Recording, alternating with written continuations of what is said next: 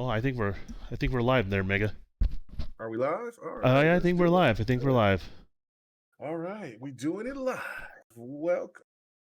Whoa, delay. Oh wow. Well, guys, we're here. Yes, thank you. Homegirl. Appreciate it. You know what I'm saying? It is good to be back.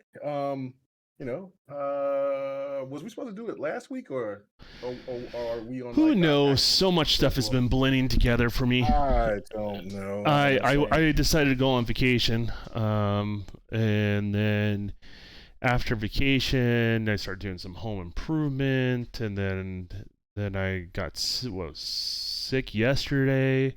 Mm-hmm. So that was fun because I decided the hottest day of the year out of nowhere just started to dig up a tree stump in my yard.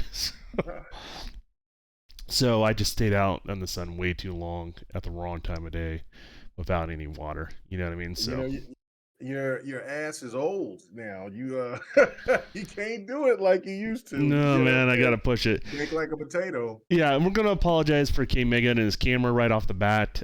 He's Oh, not being all right, get shy. used to it. He's not being shy. Don't be shy. Yeah, He just he had to restart his PC and some of his shit just don't work right now. no, So he's no, trying to get that all sorted out. So no. But you know what? There's one thing that still works. I'm only going to do it one time here, but it's back though. So it is. So that's back. So that's I back. didn't hear Oh, you didn't hear it? All right. So it's. I know what we were I trying probably to have to do. mute. Yeah. Well, okay. So the soundboard is back. That's the one thing. I just need to do everything. I still got to do stuff with the Stream Deck and all Okay. that. I got to restart making gameplay, which I started doing yesterday. So I was So according to your hard drive, you don't play games. Is that what it is? right. So my hard drive is like I'm busted. You know what I'm saying, so it's like out of game. So I have to get all that gameplay back. All those years of gameplay that's just gone, but it's okay. So, That's all right. Probably needed a cleanse anyways. yeah. I just needed that's it. So just back. It's all good. But what was a chore though for the last couple of days was re-downloading all those games and then those certain apps. Oh yeah, and then you have your app set up in a certain way. So Mm-hmm. there's Yeah. still things on OBS I'm gonna have to probably step you through on just retaining the best stream quality and all that sort of stuff. But you'll get there Right. before you know it. Just one thing at a time is just tedious and takes time and Yeah. that sort of thing. Yeah. So And so the camera just said, "Look, I had enough. I'm out." I packed his bag. It's out of there, so I had to get. So which it was a is no camera that problem. I I had a. had, and I upgraded, and then went over to you, and then it was built in a previous OS generation. It might be time. It might be time, anyways, right, It Mega? might be time. And then the backup that I had, I let a friend go ahead because his wife was doing something for her because his wife is a teacher, and so I was like, okay, yeah, just go ahead and take my camera. So when I was looking for my old one, I was like, oh yeah, I don't have no backup because usually I try to have backups for everything, but hey, it is what it is. But we're You here never know. You might get a to do donation this on thing. your channel to get you a new camera. You know what? That would be great. That would be I'm great. not saying that it's required of our viewers, but that may happen. So, You know what? I am not above Moochie. You know what I'm saying? I will not ever.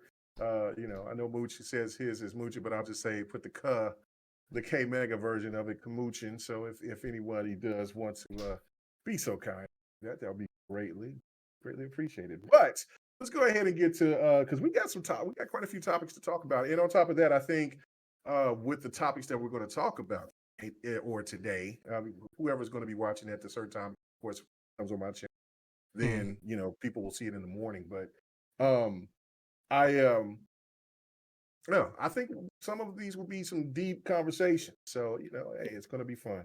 You never know, So let's right? yeah, you never know. But I think that they'll be pretty deep, uh, good discussions. So let's get into it. Let's first talk off and give a let's talk about some games that just recently been shown. That starting off with the Batman, the Gotham Knight game. Yeah, Gotham Knights. It some people had mixed. You can put it in a mixed bag. I know that you just seen it just recently here. Hmm. I personally think it looks great. I mean, there's some things that could be polished up. Of course, the game is a couple of months away, but I think for just what we've seen, and then my anticipation level for it, I am still hyped for it. I can't wait.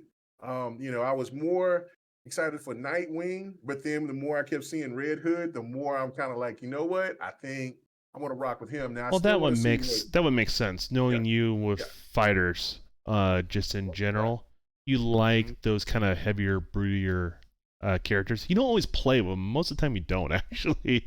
No, I don't, But but you always kind of like want to play with them, and you try I do. playing with them, and you puts a big smile on your face in It regards to that. does. It So does. It yeah. does. So I'm pretty hyped for it. Yeah, I know that there was, Xbot 448 was not liking it. He was thinking that it should have looked better in certain cases. He wasn't as thrilled. Did I, Cali I Rex can't. just sub to my YouTube channel? Oh, look at that! Cali Look at that! Rex. Cali Rex. Oh man. Hey, I have to explain this to you. I apologize. I have multiple YouTube channels. This is the one where I usually stream live. And where you want to catch things live as far as Devin the Gamer, it's going to be done here, and then obviously it's going to be uploaded on K Mega's channel Yeah, post launch. So yeah. Most likely, probably Friday. yeah, Friday morning or whenever. yeah, just whenever K Mega wakes up It'll and be in the gets to morning it. though. Yeah. Yeah, Yeah. Whenever I get up. That's the thing right there. yeah, So absolutely. yeah, but no, I don't know. What is your thoughts about it? I mean, I like I said, I'm hyped for it. I thought everything I seen looked good. Um, I understand that the person who was playing the game and trying to do the cool stuff uh against the Owl's Night or whatever, and he didn't land it as well. Okay, I didn't see that part. Yeah, Yeah. it was pretty funny, but no, I think that the game has a lot of potential. It's a co-op, so that this screams for me and you getting down and doing some streaming So together. we're going to do So the what do you wombo think? combo, is what you're saying? We're gonna do. You got it. People been ready for the wombo combo. I don't. We haven't Yeah. done it in a while, so let's go ahead. We got to Yeah, do we've that. been So on what do our you think about solo adventures for a it? while there, right? Yeah. You went all Destiny Child on me.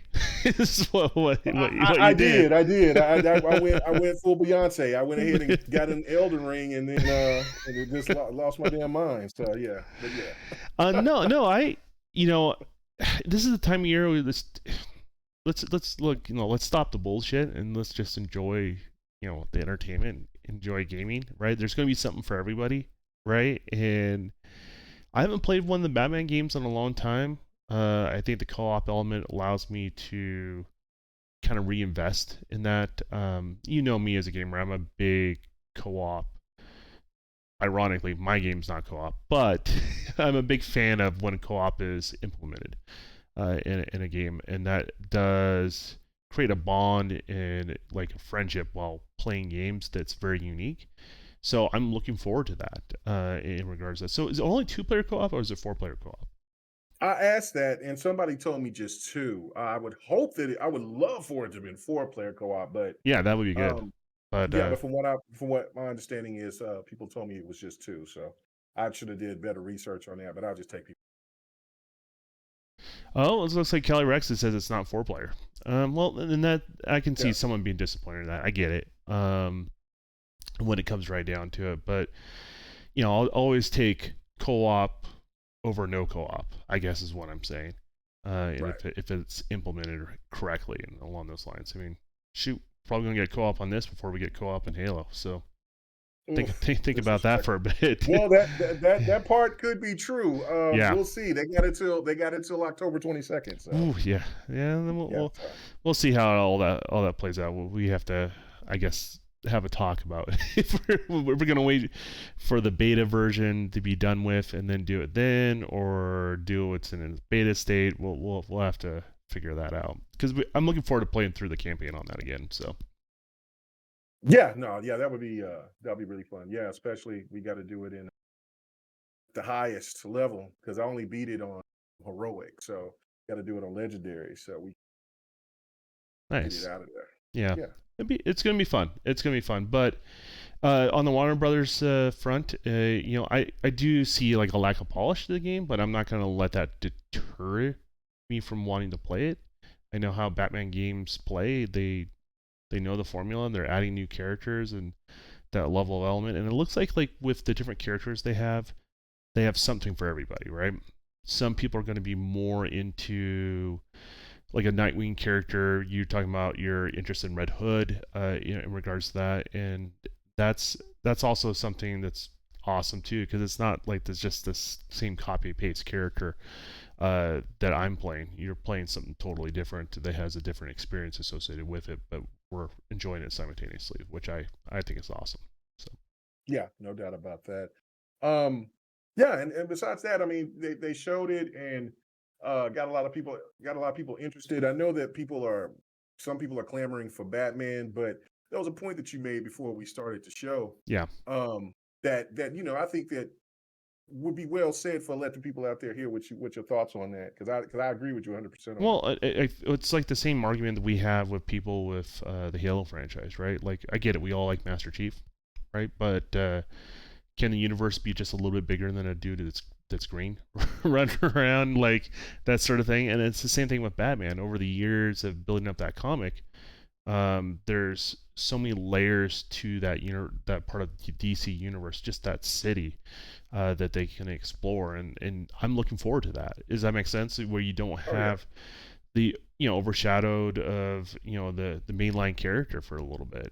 That that encourages me, like, in regards to that. So I think, I don't know, exploring IPs I think is a cool thing, and understand our certain characters are certain beloved, and doesn't take away from that. It doesn't have to take away from that. It just, it's just a different experience overall.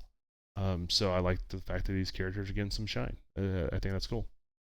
yeah, no, I totally agree with you. I look at that as growth, as like all games should do, if they're going to become a franchise that's Hmm. going to be moving forward. Like I like the fact, like, yeah, for the first three, first four games, yeah, if you want to keep it about that particular character for that long, I'd say just three. Yeah. Then build a base of, build the base, get the character, have them to have a background, a story, things like that. But then also have the people that's associated with that character and the villains as well have their time to get their shine as well. Like, I mean, why is these villains, you know, why do they have this big issue, this problem, or why is this certain villain that badass, or just anything of that nature? Like, spread it out, give us a little bit more if you want to do.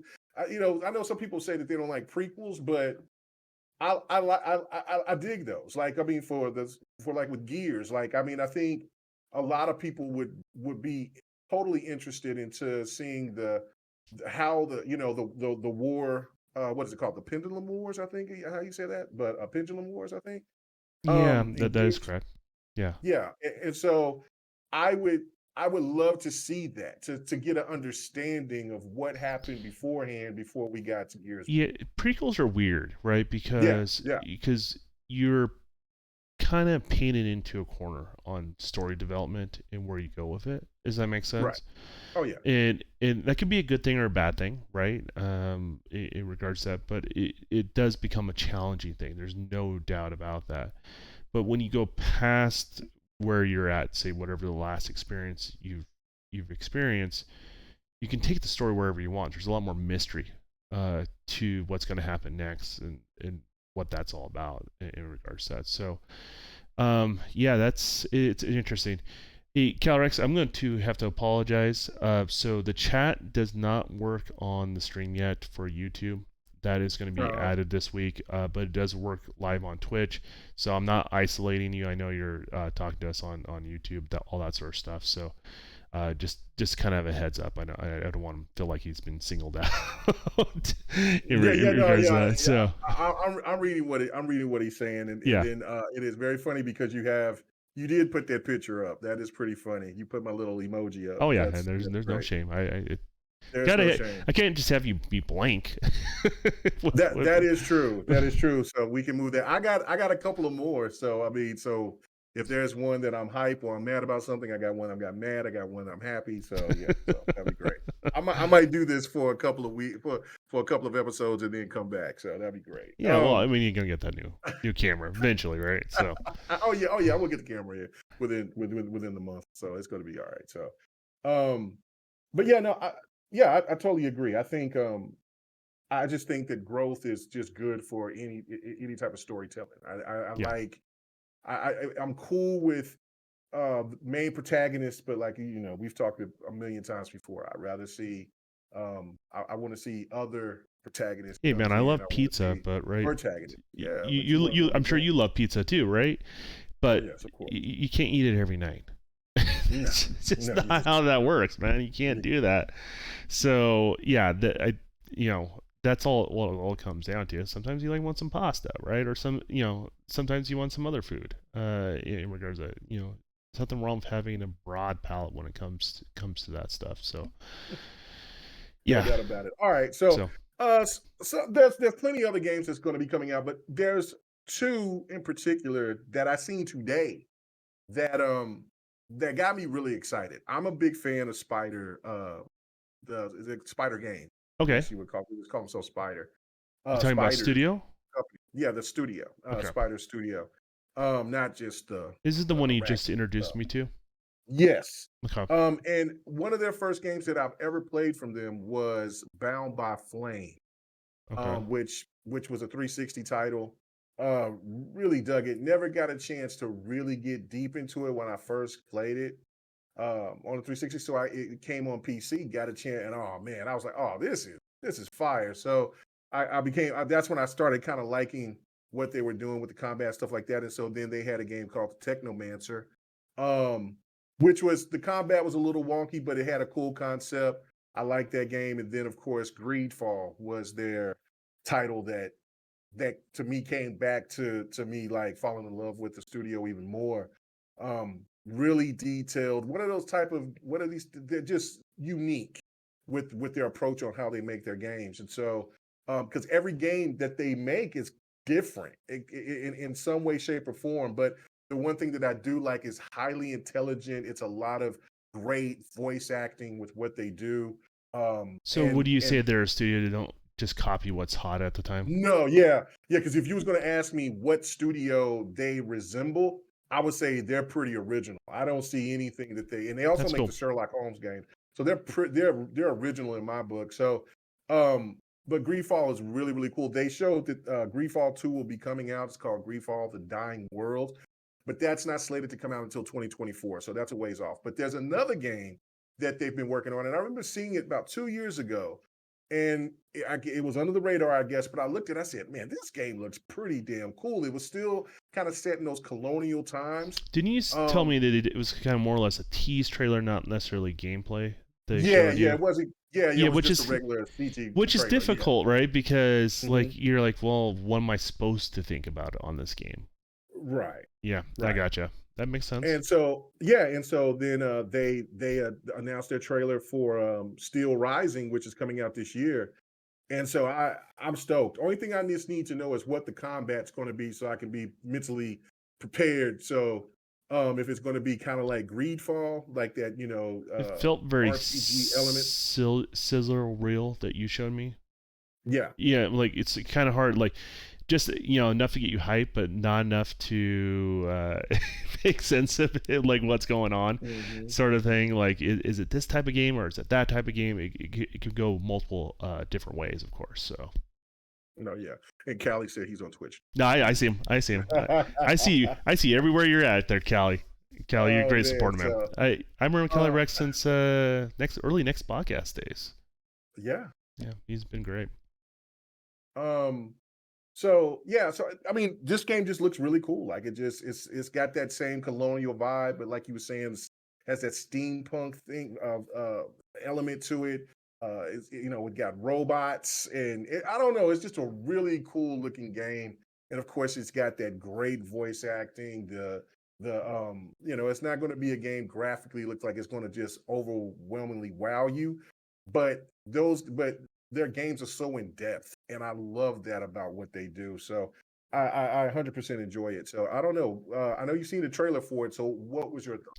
Well, I commend anyone that takes risk, Mhm. because I said, just like for the same argument's sake that we had about like the main hero character we see all the time. Does that make sense? And it's Right. repetitive and that sort of thing.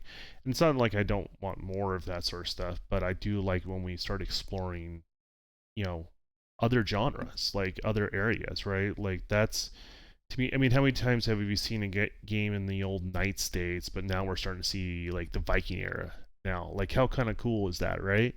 And that's starting to become a little bit of its own little niche. And this is kind of like it's kind of like steampunkish type, but magic.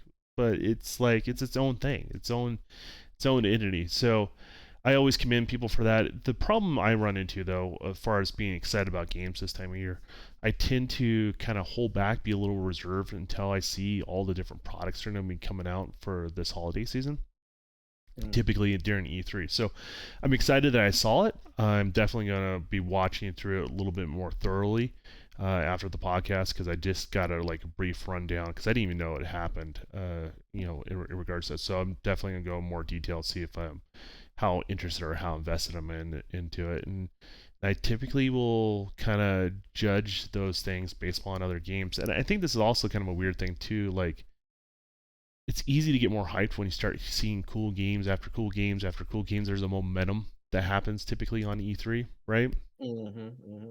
And I noticed like when games were shown before E3, before the big E3 moment happened, it always felt a little bit deflated. And I'm wondering if I'm kind of having that sort of experience with this, right? Like, will I be more hyped when I start seeing a lot of more products come out, start talking about more games, and this become part of the mix? I'm kind of curious where it's going to fall into the shuffle. But by all means, I want to know more about the game, and if it's not a game for me, would it be a game I suggest for somebody that's into a different genre or a different type of game? Um, you know, there's nothing wrong with that as well, right? Like having a game you can suggest for somebody else. So Oh yeah, no doubt about that. No doubt about it. All right. Well, I mean, I just wanted to touch on those two titles mainly. Like I said, there's plenty of other stuff out there. I mean, like NF DNF Duel Fighter, really hyped about it. Bummed that it's not going to be coming out on Xbox day one. I don't DNF know if it's Fighter, going to which be one's that? it's from the same developers or the studio that makes Guilty Gear. Art Okay, and that is makes it Dragon that Ball Z is it Fighters, but is yeah. it that same sort of art style as Guilty Gear? Yeah, it's that same art Okay, style as Guilty Gear, and I'm like, oh my goodness. So I don't so know with is it on all. PlayStation PC? What is that? What the Yeah, situation it's on is? PlayStation P. Yeah, it's on PlayStation PC. Yeah. So I'm going to be getting it on PC. Um, Good thing you but cleaned up your OS. Right. thank God, yes, you know what I mean. So Yeah. I'm definitely going to be You got picking room it on that up. hard So drive with no gameplay. You're good to uh, go, man. You're I good got to go. tons, so I'll be having tons of gameplay. Like I said, I was starting on the gameplay yesterday, so um, and we got to get some new gameplay on here because we've been killing this old gameplay of mine for a few Yeah, episodes. I need a. You sent me some stuff. I'm gonna go. I'm gonna go download it. Remind me after the Okay, podcast. I will, because I'm like, man, all right. So the Assassin's but yeah, Creed, no, so 2021.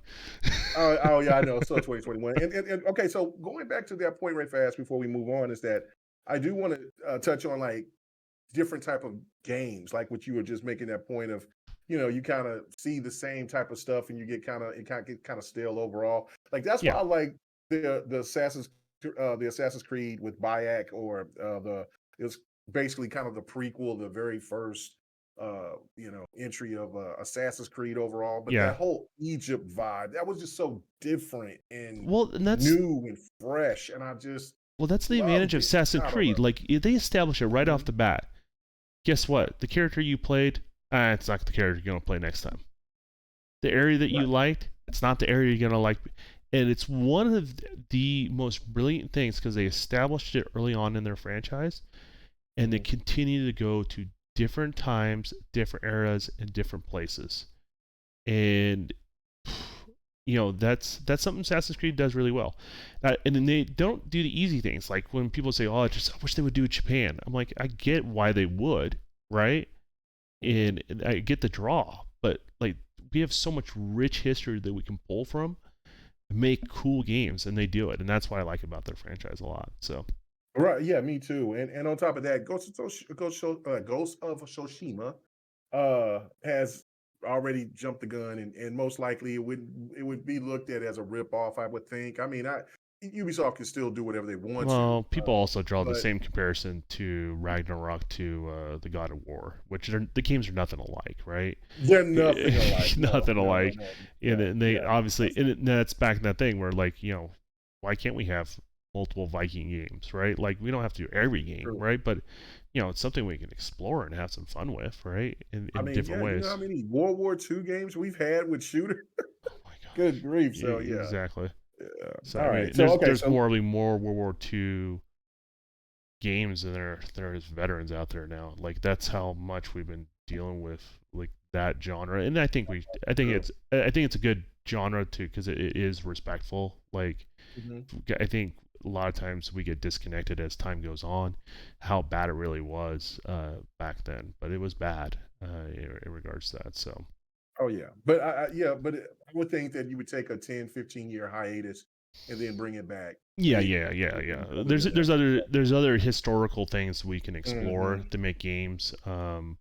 And both into the fantasy realm of those areas, and then maybe more historical, respectful ways in regards to that. So it's definitely a lot can be explored there. There's no doubt. So All right. So let me go ahead and move on and go into a field that you're more familiar with, and it was kind of weird because, of course, we'll definitely be talking about the delays, all that other stuff here a little bit later. But okay, I got hit up on Twitter this morning, and I had no idea. I was kind of like, what? I've been getting hit up a lot about a whole bunch of other stuff, but there was a person that said, "Hey, look, I owe this person an apology," and I'm like, "What are you talking about?" So what he said was, 2 months ago, I got well, 2 months ago, he was saying I got shit for it. The Unreal Engine 5 systems are very CPU heavy, making 60 frames per second a struggle. The amount of PF I guess people jumping on him was ridiculous. And he says there's always a trade-off. And so he said, I needed to apologize. And I'm like, bro, I don't even remember what you're talking about. So then he goes into more detail and he says, I said the Unreal Engine 5 feature have a CPU heavy workload will impact frame rate. There's always a trade-off. I used Horizon Forbidden West on the Decima as an example. Its insane graphics are very heavy on the GPU, which ultimately affects resolution and image quality compared to Death Stranding. And he's like lesser win, loss, whatever. And then he shows a clip from Red Dragon that shows like a minute clip of Digital Foundry saying some things like that. So again, I, if he's trying to I know on GRG I was making a point about somebody talking about the Decima engine compared to um Unreal Engine 5, and I was thinking that was like crazy. The Decima engine is a great engine for what it does, but yeah, from what the things that we're seeing that people are doing with Unreal Engine 5 and its capabilities of its ease and things like that, it was kind of to me like, I mean, like people kind of like a no-brainer. On top of that, didn't PlayStation themselves say that they were going to start making they was going to start using Unreal Engine 5 on some of their IPs? I don't know. That's what I if I'm I mean if I don't there's know if I'm correct about that. you Yeah, but know I knew they were yeah, going to that'd use be some the of those. smart move to do for sure. Right. Yeah, so So I what? mean, I've been working on Unreal Engine 5 for a bit, right? Obviously in the beta form before it became available to more developers, but um, Sony, Microsoft, Nintendo do not have something that can compete with Unreal Engine 5. All of them, right? You take your pick. Um, Unreal Engine 5 has more feature sets, more flexibility than any current engine on the market today. And they have unique features that you can't get on any other engine. And I think what a lot of times people don't understand when it comes to game engines, when they try to draw all these weird comparisons and they have the favoritisms on certain engines, there's a couple different things. It's you have an opinion on the end result, but you don't have the opinion actually on the engine itself, right? Because people that work in the engine have an opinion on the engine, the pros and cons if they like something or not, right? People on the other side have an opinion of just the end result of what's going on. And then the other thing is, as far as performance goes, engines are content dependent. It depends on where you put the resources. Will depend on what you can accomplish. The best way I can give you an example, like we had games that are 30 frames per second and 60 frames per second last gen. If we wanted to, as an industry, all choose to do 60 frames per second every game, we could have done that. Every developer could have done that. It just depends on what they want to prioritize on their game design and what they want to sacrifice, right? As you go forward. So with this sort of stuff with Unreal Engine 5, it's easier than ever to make a 60 frames per second game. It's not. It's way easier than it was on the previous engine. So basically, it's not held back as though it depends on what features you want to Bro was use. trying to explain. Yeah, Right, it's okay. like you don't have to use Nanite, right? Like I can basically create a game entirely within using Nanite to kind of import those models in early on, but I can take the same technique that they use on all the other engines, right? And I can bake normal maps, play with the different resolutions, the level of detail, to get the same results. Does that make sense? Oh So yeah. it depends on what the developer wants to do and what they want to prioritize in regards to that. So will there be 30 frames per second games on the engine? Sure. I mean, that's something I've called on years before the generation even started. It's 30 frames per second. It's not going away. But then again, you can also do 60. It depends on what you prioritize as a developer in regards to that, and then will be trade-offs accordingly. So it just really depends on what they want to bring to the table in regards to that. But the engine being flexible, having less roadblocks, that's what's going to allow you to come up with better products with less bloated teams. And honestly, the way Unreal Engine kind of manages things, you're going to see less delays on games going forward. I think things are going to be done in a much more efficient time frame for a lot of these studios. So, and then again, there's unique features like Nanite, and then you have Lumen, which is a volumetric lighting system. And I actually talked about this on a YouTube video on my YouTube channel.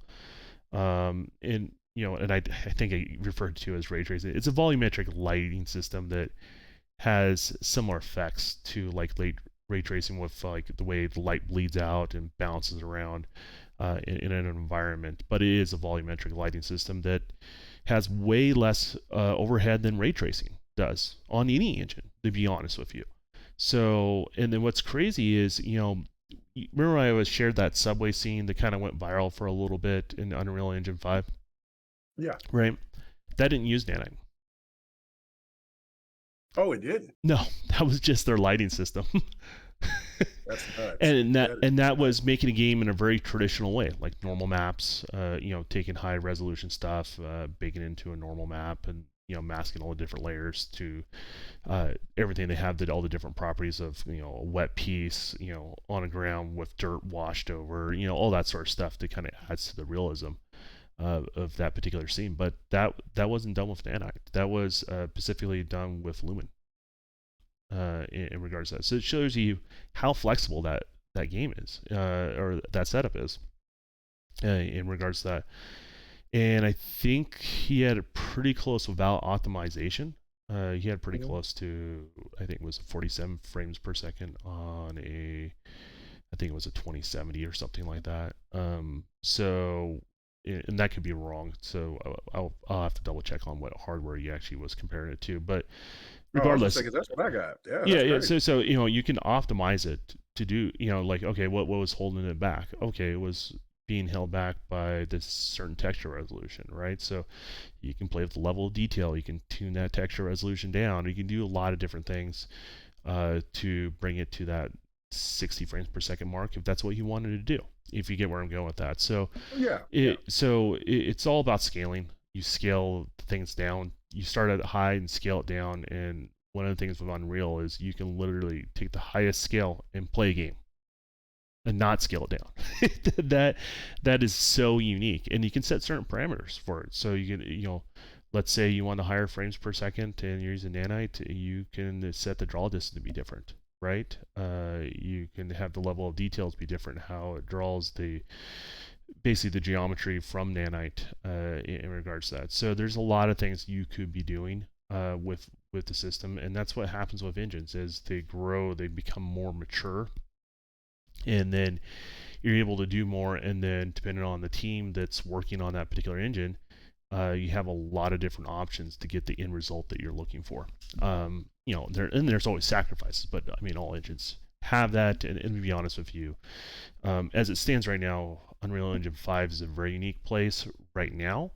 But I'm sure there's going to be other features like nanite, light type features, and other engines down the road if those engines stick around. And the same thing with Lumen.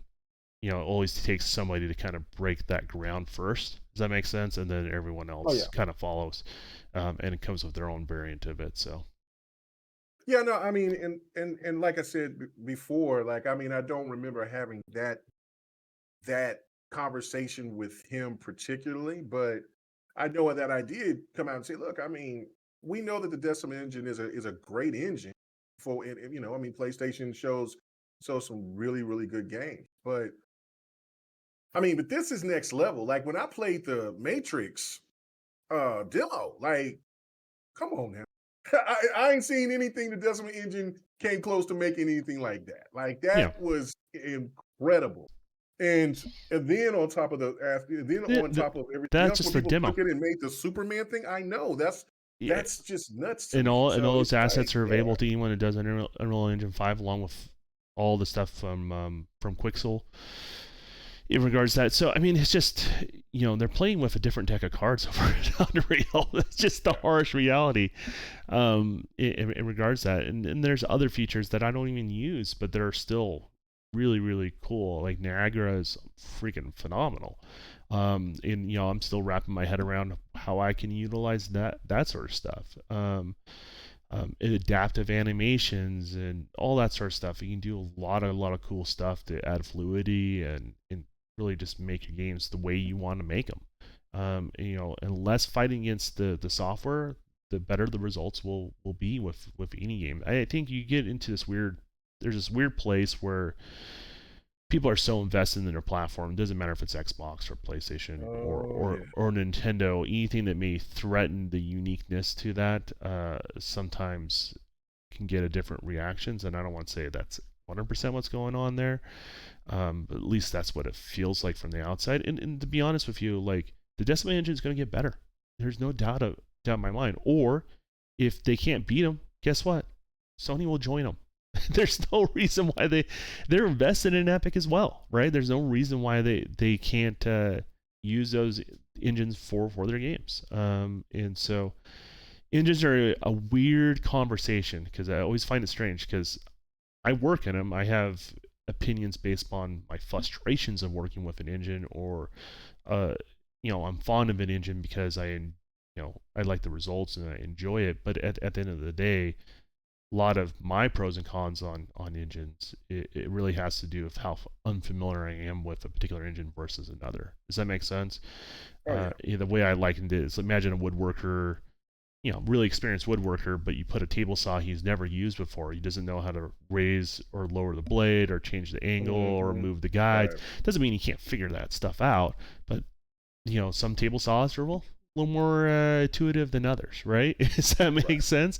And Oh so yeah. No, it's I used to. certain things I become was in popular. shop class. Yeah, I you was in know what I'm shop talking class about. for Yeah, yeah. I was in shop class for what 4 years? Yeah, yeah, 4 or 5 years. yeah. So So yeah.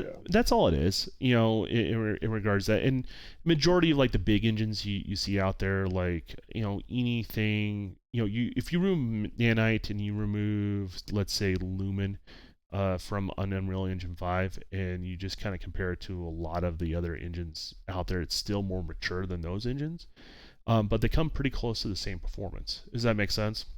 Oh yeah. In regards to that, so one may manage textures better, or they have a better tiling system, so it's slightly better for open worlds, one over another. But it's all close enough that you can work around it. That the in gamer probably wouldn't know the difference. Does that make sense? Same thing with Frostbite. You can add Anvil next. You can take the Cryotech engine. Obviously, I name a lot of third-party engines, but you can get a lot of good results from all those and pretty close to the same stuff to some degree. So Okay. Well, that was the good breakdown. I do want to do. I would want to ask this Okay. question though before we move on, and that is what the clip was that was given to me, shown to me from Digital Foundry.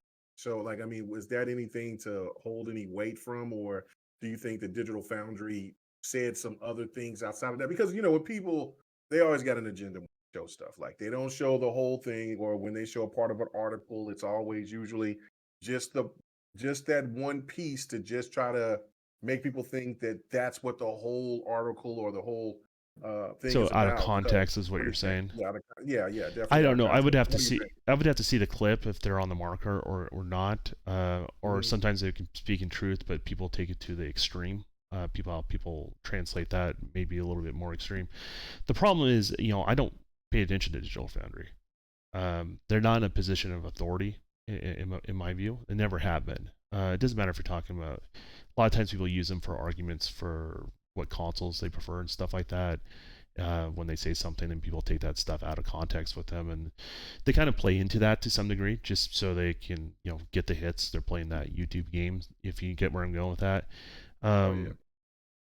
Um, so I just don't really know where they're going from. I have to just to be fair to them, even though I'm not a huge fan of them, I'm still going to be fair to them in regards to that. So, yeah, I'll see what they have to say. But, then again, I think when people talk about engines or anyone talks about engines, I think they forget that engines are content dependent.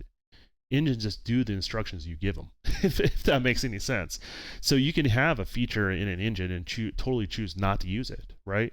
If you didn't want to use screen space reflections for some reason, then you didn't do that, and that you created a different overhead for your game in a particular way, right? Okay. And you can take that resource and highlight something else. I mean, that's all within the realm, but you're never going to be able to do like crank everything to 11 on every single feature and crank it to the highest setting and expect the game to work. It doesn't work like that. It just there's been some unique breakthrough things with Unreal Engine 5, and it's been a game changer. I can't imagine working in another engine because of it. Doesn't you name the engine? I kind of rather not. If you get where I'm going with that, at least for the time being, right? Like obviously For the I'm time playing. being. Yeah, I'm playing a little bit of a fan. A little bit of a fan because it's the one I work in. But for the time being, they got some unique features. And at one point in time, Unreal, very select few engines didn't even have normal maps, right? Which is Mhm. it's standard feature in every single game now on almost every single engine where you take a high resolution mesh, right? You generate raise in height areas of a texture map. And what's unique about normal maps is, when you're off axis, so it's not just straight on looking at something, but off from the side, it actually adds three-dimensional detail, but it's just a texture map. People don't realize that. And Hmm. so look at the first time and it wasn't the first game to do it, but it's probably the first game to do it at this level. Remember like the first Gears of War, right?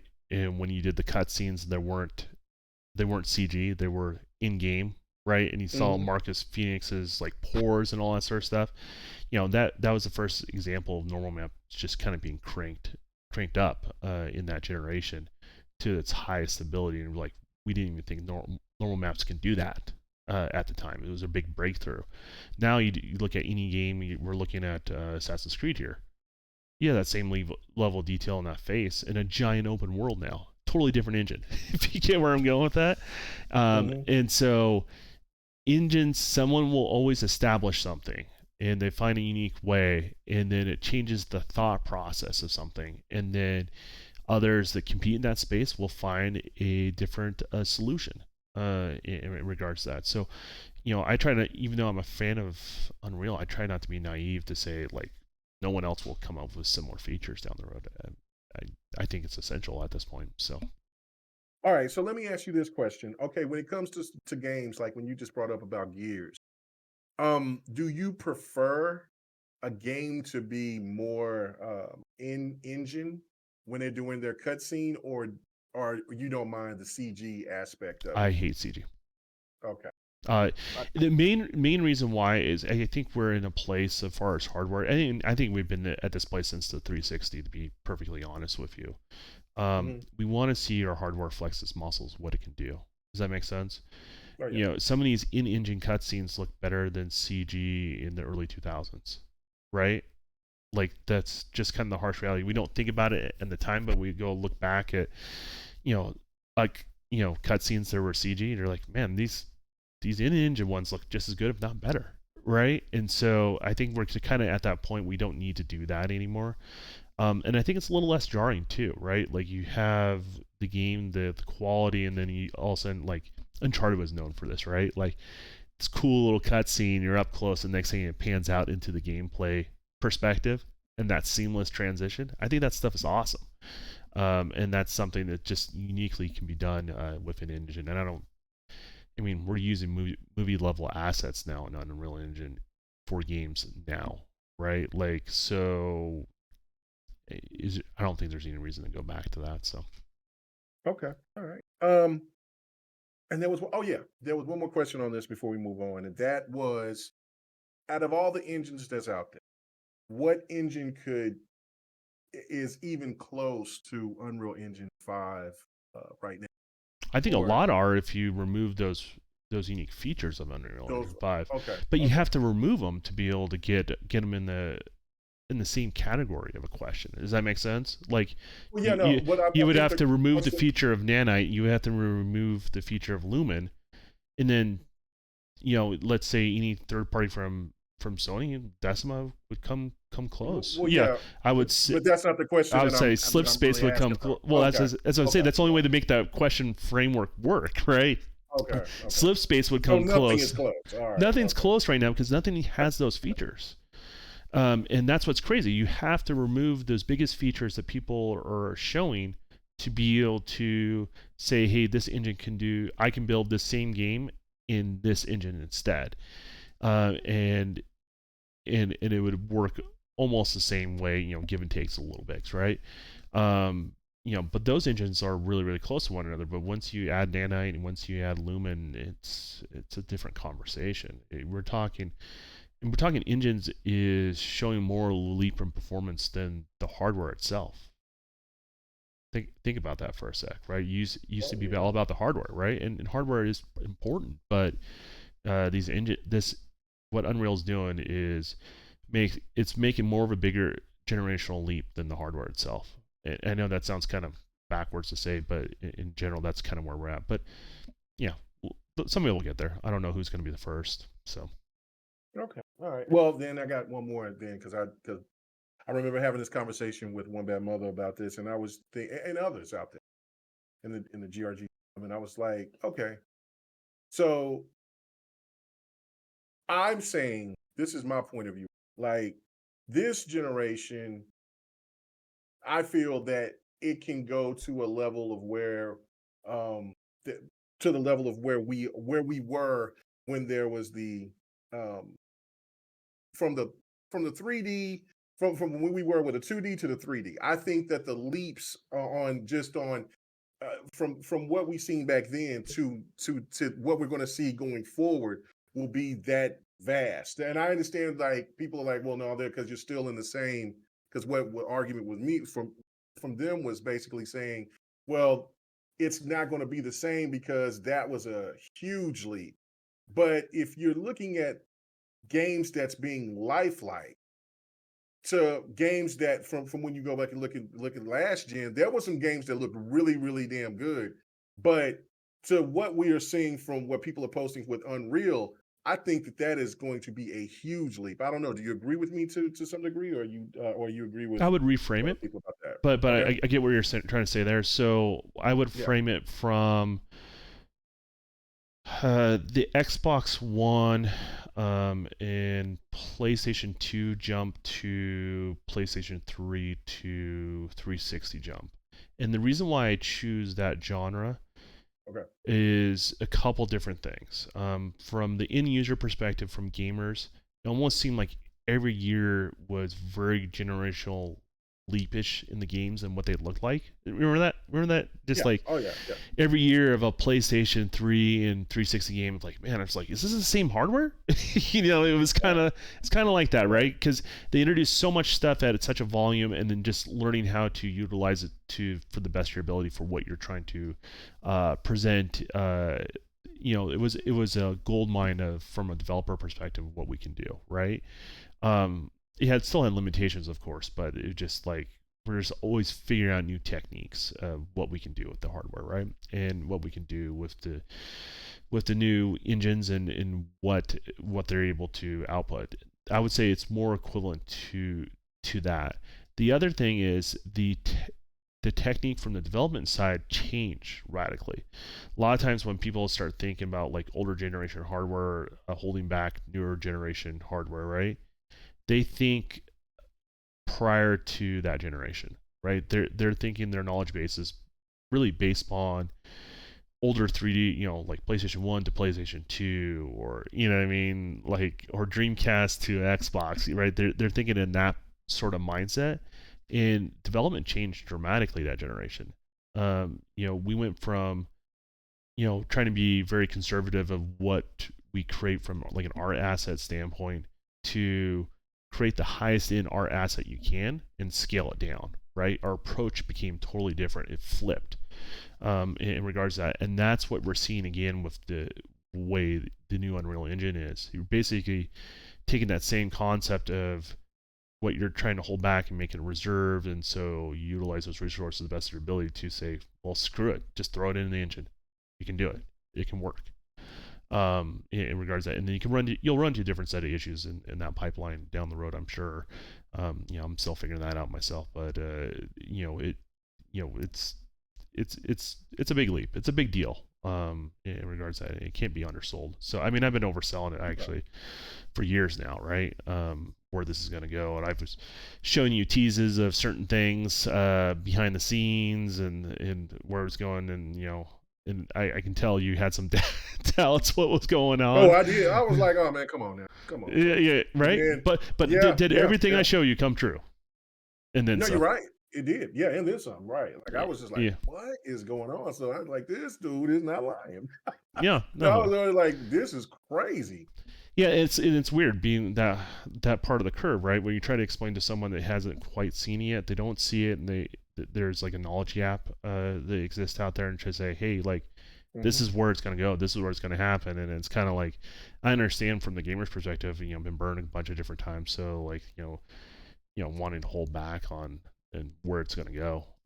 But yeah, Right. it's here, and the other engine. I think it's going to be 2 or 3 years before other engines start implementing something similar in their own. My question is, who's going to be able to do it, and who's going to fold their deck? Because there are going to be some people that are going to give up the engine game. Does that make sense? Oh yeah, that Because definitely. of this, so it's going to be unique. We're going to see that landscape change, and I think also too, you're going to get like you're going to get like small teams outputting stuff better than any exclusive first party did last generation. Oh, we're seeing stuff already from just Yeah, like I'm just just some of the some one things that man you're showing, like artists. Yeah, yeah, like 1, 2, or 10 people artists, and I'm just looking at like the progression of where they were from when they first started and they were showing their indies to now when I think their indies is almost ready to be shown. It's night and day. It's ridiculous, and I'm like, man, this game.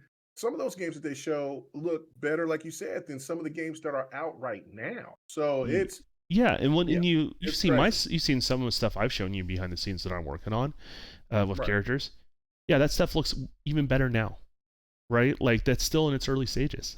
That's if right. yeah, right. Like, because I always want to do the best that I can do. I'm not saying I can be better than everyone else, right? But I'm always going to put my best foot forward, what I can put out, right? And so if I get better at it as time goes on, I'm going to delay it and push it out and just release the product I want to release. You know what I mean? So Right. Okay. All right. Well, that was very, very interesting. I'm glad that you broke this down. Now we're going to have to go to another part of this dev talk because I have to because I have to ask you this question first before we get into the other part, which is about the delay. With scale with our Scalebound is always going to be forever in my mind. Anyway, but no, with Starfield and with Redfall and what that has done. But I'm going to ask you this question first. Now, somebody posted this, and I thought that was a really good question. But I was like, you can only ask a developer this question. So I'm going to go ahead and ask you this right now. So, and this is in regarding to like with delays or Uh-huh. um, and just other things within like why would games why would games not come out at a certain point in time on top of, why would games come out still release broken or things like that? And I understand that management is a part of that, but this question here is like, okay, so give us an idea of the process of developing game in the industry from your perspective, Don. Well, I mean, there's usually an early prototyping stage of something, Hmm.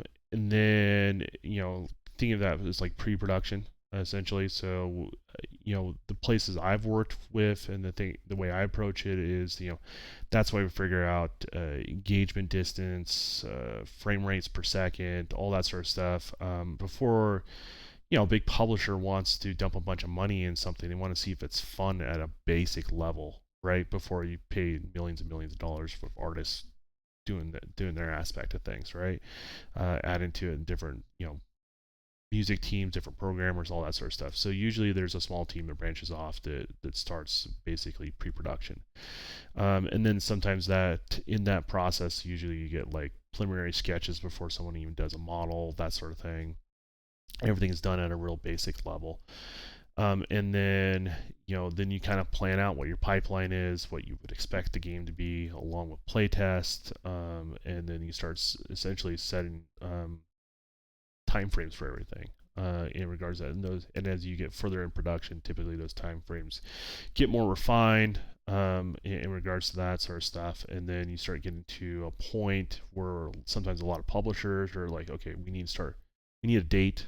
You spend a lot of money on this stuff. We keep dumping more in investment.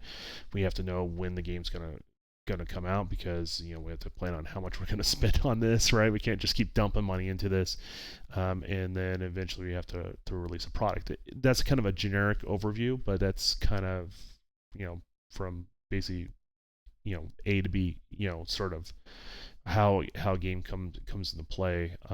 So I guess your question is how do delays fall into that? Yeah, And how the yeah, how the okay, delays and, okay. and and everything else, like in the sense of when a game is not um pretty much if the messaging, the managing, things of that nature, like Yeah, so all that's a loaded question, right? right now. Because Yeah, it's very loaded. Yeah. there's so many different scenarios, right? And Mhm. so like not every scenario will apply to every situation out there. Right. But in general, what happens is there's a lot of pressure because they only allotted so much money to be spent to build a game, right? Um, there's challenges like from the development side of things. Say if you're doing something completely new that you haven't done before, sometimes it's harder to predict the time frame it's going to create a game. Does that make sense? So let's say Mhm. I made an Uncharted 1 and then I'm deciding to make an Uncharted 2, right? Well, I know all the stuff I left on the table that I didn't have time to do before, right? Now I can add that to the game. So I already kind of have a head start in the sequel, if that makes any sense.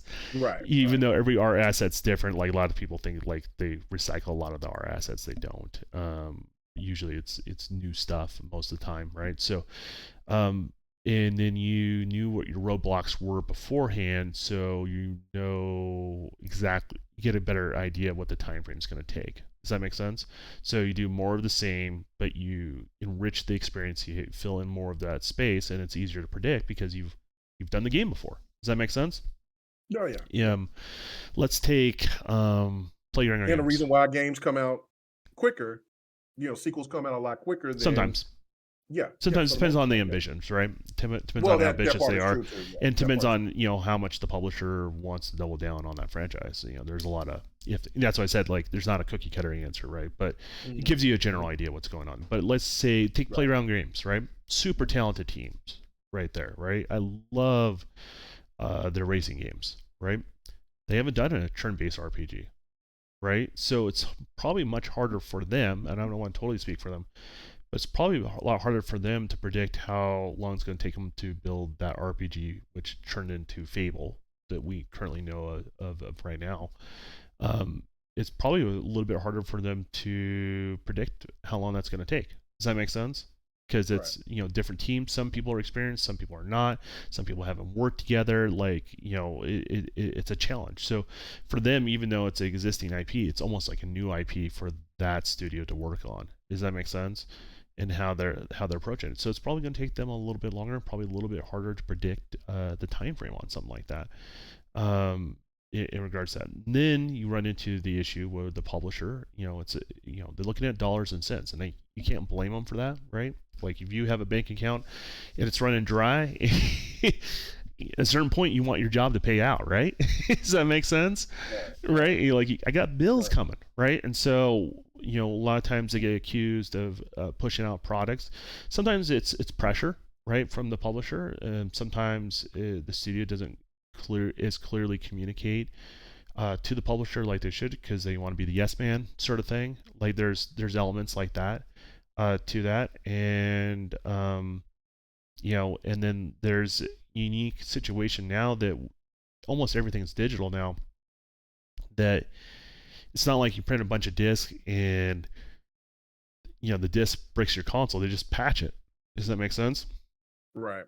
So even when they go gold, they're still working on the game. They're still doing patches in regards to that. So that speeds up things quite a bit, but I think we've come a little too accustomed to that on the development side of things, and Oh yeah. I think creates issues in regards to that. I do believe a lot of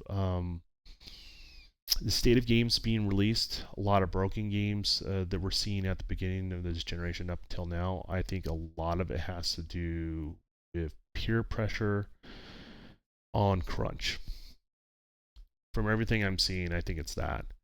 That crunch is being so frowned upon, and nobody wants to be held in that light. I think everyone's a little bit afraid of putting that level of effort towards the end of a product, and I think it's really affecting the state of what these products are being launched at, because Very interesting. you still have a deadline, you still have time frames that are there, but crunch is frowned upon, and if you look at the time frame of everything, I'm pretty sure you have a different opinion on this, but just from what I'm seeing, all that light shining happened right around at the beginning of this generation, or before this generation just started. Does that make sense? Right. Oh yeah. And Yeah. gamers spoke out, and when you speak out, there's consequences in both ways, right? Like okay, no one wants to be the studio that does that and looked at the wrong light because it only takes was 1 2 employees are not happy with that environment to create a kind of a big like PR nightmare. And then next thing you know, but you still have a due date, you still have to release a product, right? You still got bills to pay, right? I mean, these are realities of life, and so I think it creates a whole nother set of challenges. And what's weird about crunch too, like I don't.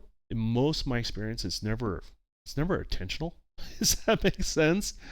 In regards to that, I think when you have like when you go to school, like for any part of game development, right? So I did the art side. I think naturally the people that make it in the field are not the people that do the homework, go home and then go to the party on the weekend, right? That's not Hmm. the person that makes it into the field. The person that makes it in the field does all the homework, analyzes what that homework is and how they can utilize it to make the thing that they want, right? Take the education to that next level. And then after they're done with all their homework, they spend another 5 or 6 hours of their time doing what they want to learn. Does that make sense? Oh yeah. And so those are the people that end up getting the jobs in the industry, right? So they kind of carry that mentality that's somewhat self-induced, and so you work next to somebody like maybe you say a team of 10 and say 7 of them or that personality I talked about that put that extra effort in. That's just kind of how they are, right? And then you take the people that just did their homework and maybe incredibly talented, right? But they just did their homework, but they may not put as much time or effort in, and they get into a work environment where people are not being told to do that, but they're getting paid salary, and they decided to put that extra effort because they want to put their best work out there. That creates that sort of environment as well. So like a lot of cities I know are being putting caps on how much time that people are willing to do on their own time on that sort of stuff. And so because they don't want that perceived value, and then you get these people that are just like, well, I just did my homework and went home. Right now I'm in the workforce and it's a little bit different. And usually those are the type of people that end up kind of complaining in regards to that. And it's just how the environment is in regards to that. And I don't think it's not management just yelling at them, or setting an unrealistic expectation. Sometimes there are some crunches that are a little bit more ridiculous than others, but that can be also, those super extended ones. It could be, that could be more of a management thing, right? Like where they don't have a clear direction for the time frame that you're doing, so you're wasting a lot of time building stuff that you're just gonna have to do over again, and that's a different type of crunch. I think that's the type of crunch that maybe we should try to fight back against overall, for everyone's sake. But yeah, there's a lot of elements to it. Hopefully that gave a little bit of understanding. Yeah, no, that was a great answer. Because I mean that's something that there's so many ways to look at it, I guess. right, So right, and so that's what's going to get me forward to talking about the delay and all of the controversy behind it. Because I mean, this past weekend, is this the Xbox delays that people been talking about? Yeah, Oh, okay. man. So yeah, here we go. We're about to So get I didn't into know where it. you were So, leading to with that. yeah.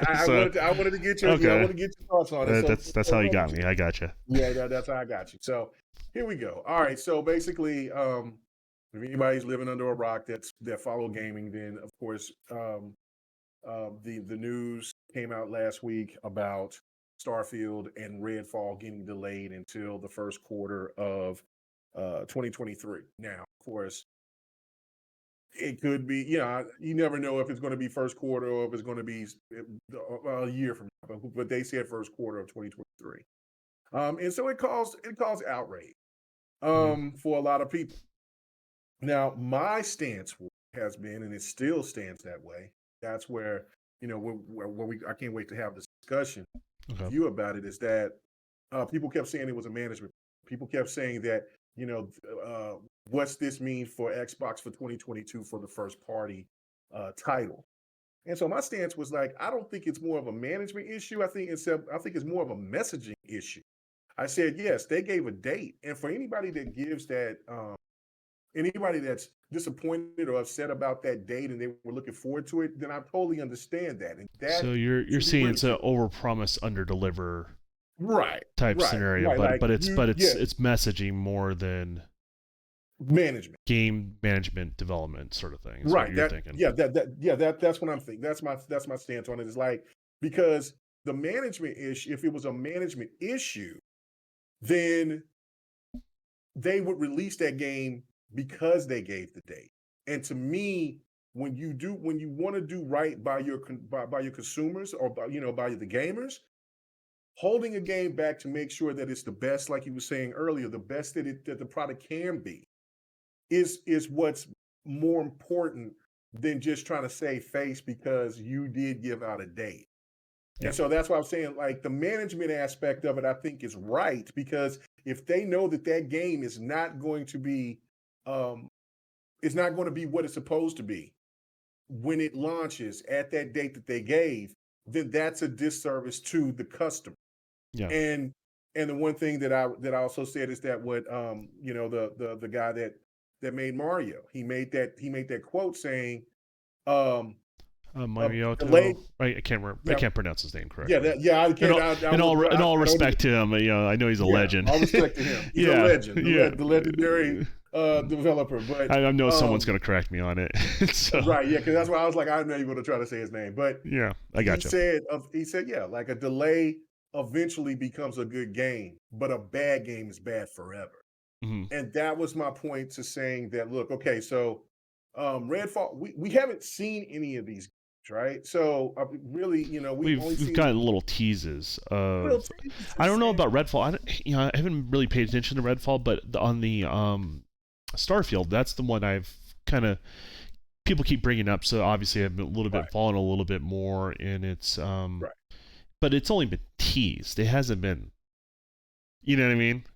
Yeah, Yeah. right. Yeah. And so, and I have seen And it's not gameplay. even. I mean, it's like it's only showing like a little ankle right now. Like it's that's Yeah, like that's how much they've been teasing it. It's not that's how much they've been teasing. There's nothing. So I look at a pinky so I'm toe and an looking ankle is all you've seen so far. oh man, like a little toenail, little toenail, a little pinky toe, and maybe a part of a heel. That's it. That's you ain't seen That's anything. it.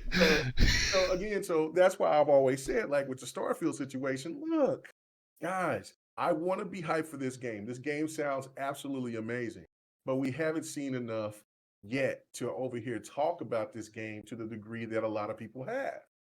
And so, of course, people have disagreed with me or whatever, and there's some people that has agreed, but there was the thing where, um, So why do you I think the look, game's so important to them right now? well, that's where I'm going to get to is Okay, that it's I said this was it was clout chasing, but and that's what it was. Is that there's so many of these. It's console war is what I call console war politics. Is that they want to have this that game sounds because awful.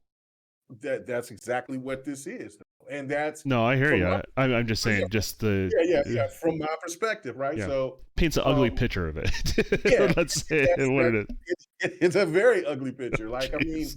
a lot of these people sit here and talked about this game, bragged about this game, threw this out into the PlayStation, the PlayStation fanboy community, You and know, Phil they, Spencer's going to see Donald Trump comb over oh Photoshop my by god, somebody because you said that, right? huge, yes, Okay, huge. I'm sorry. But, Keep going. but anyway, the biggest problem with that is that what did they expect once the delay happened? That they weren't going to get ridiculed or attacked because of that reason.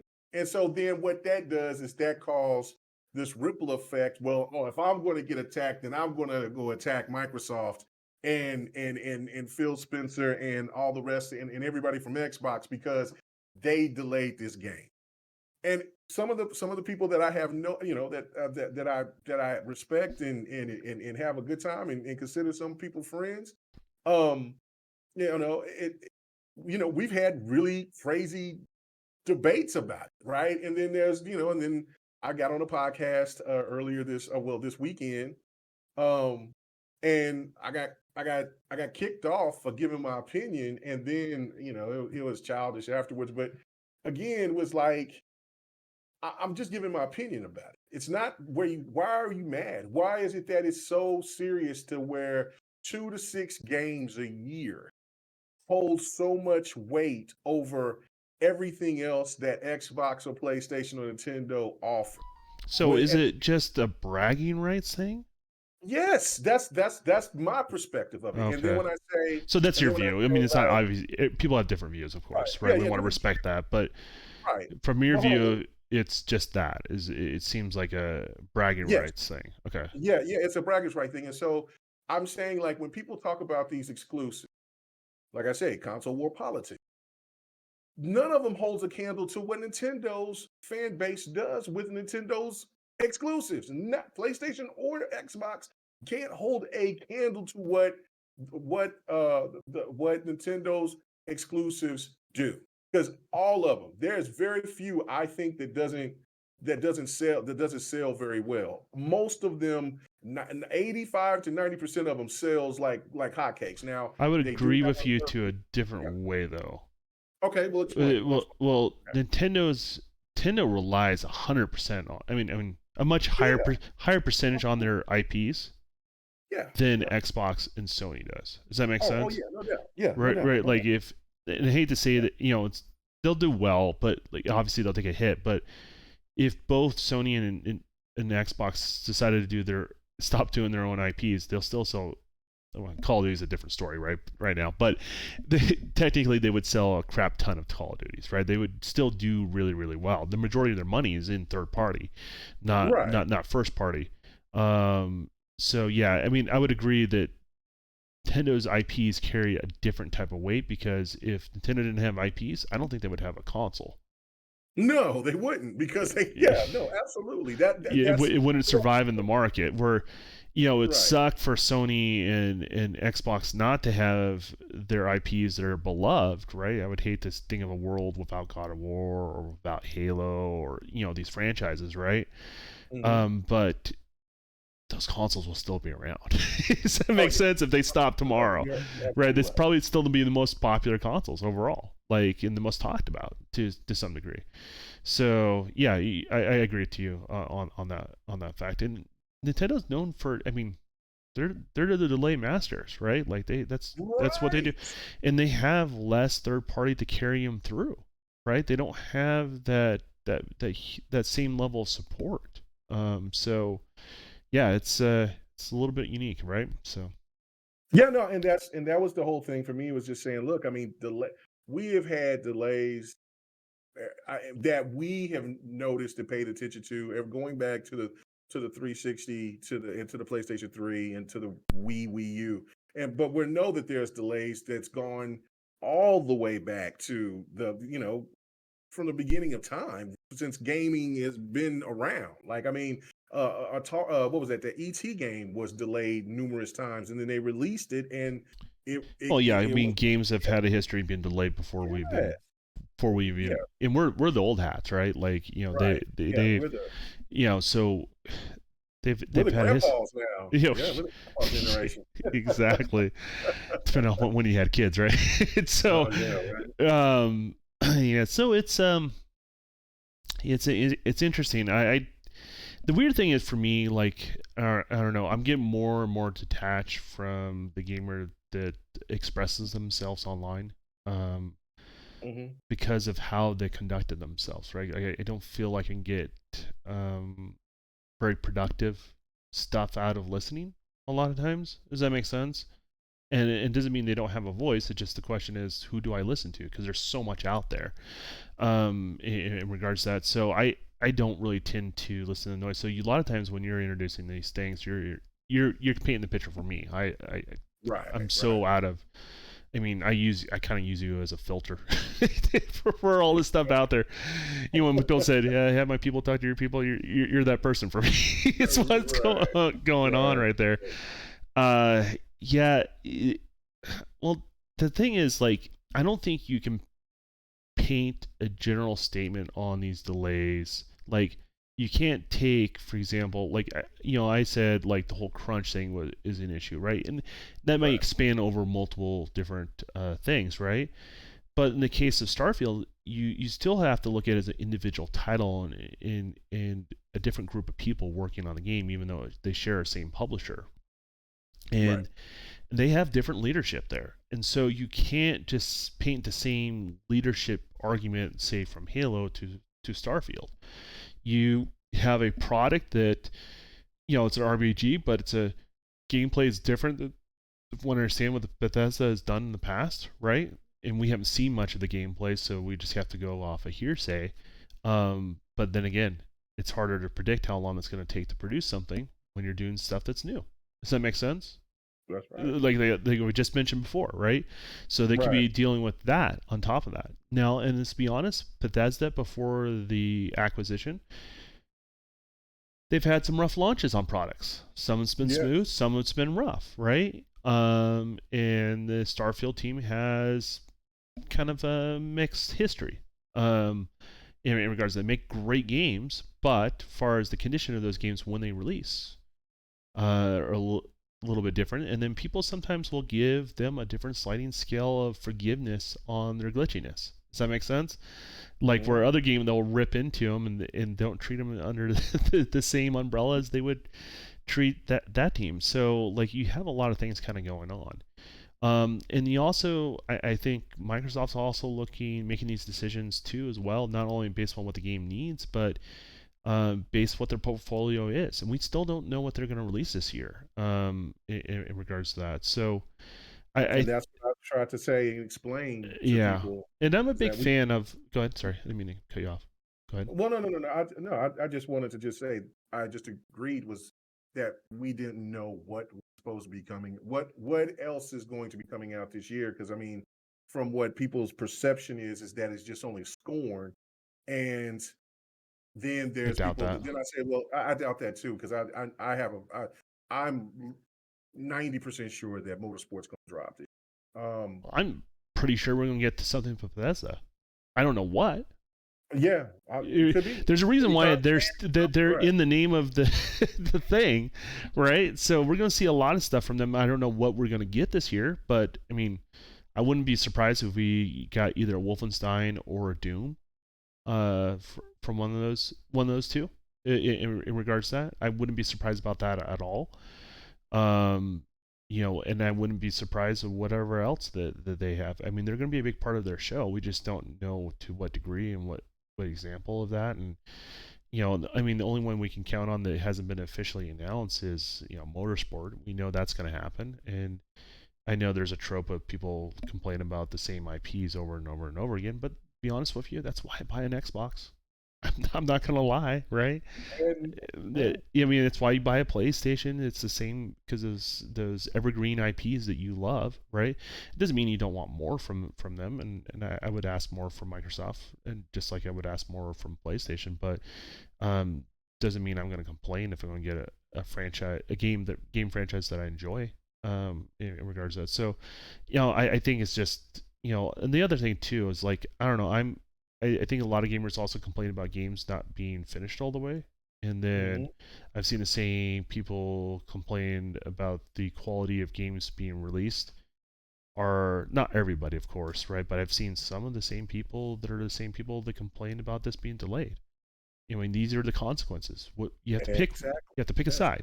And doesn't mean you shouldn't have a less of a word. If you pick a side and you're consistent, then I can see where you're kind of coming from and how you feel about it. Then See, then you then I can look at you're speaking to me. yeah well You're saying the same thing that yeah I yeah said. because That's like it doesn't what I'm mean saying. we'll see eye to eye, right? But what it will Right. do is I know where you're coming from, right? And I can easily say, okay, if this happens, I know what their take is going to be. Does that make sense?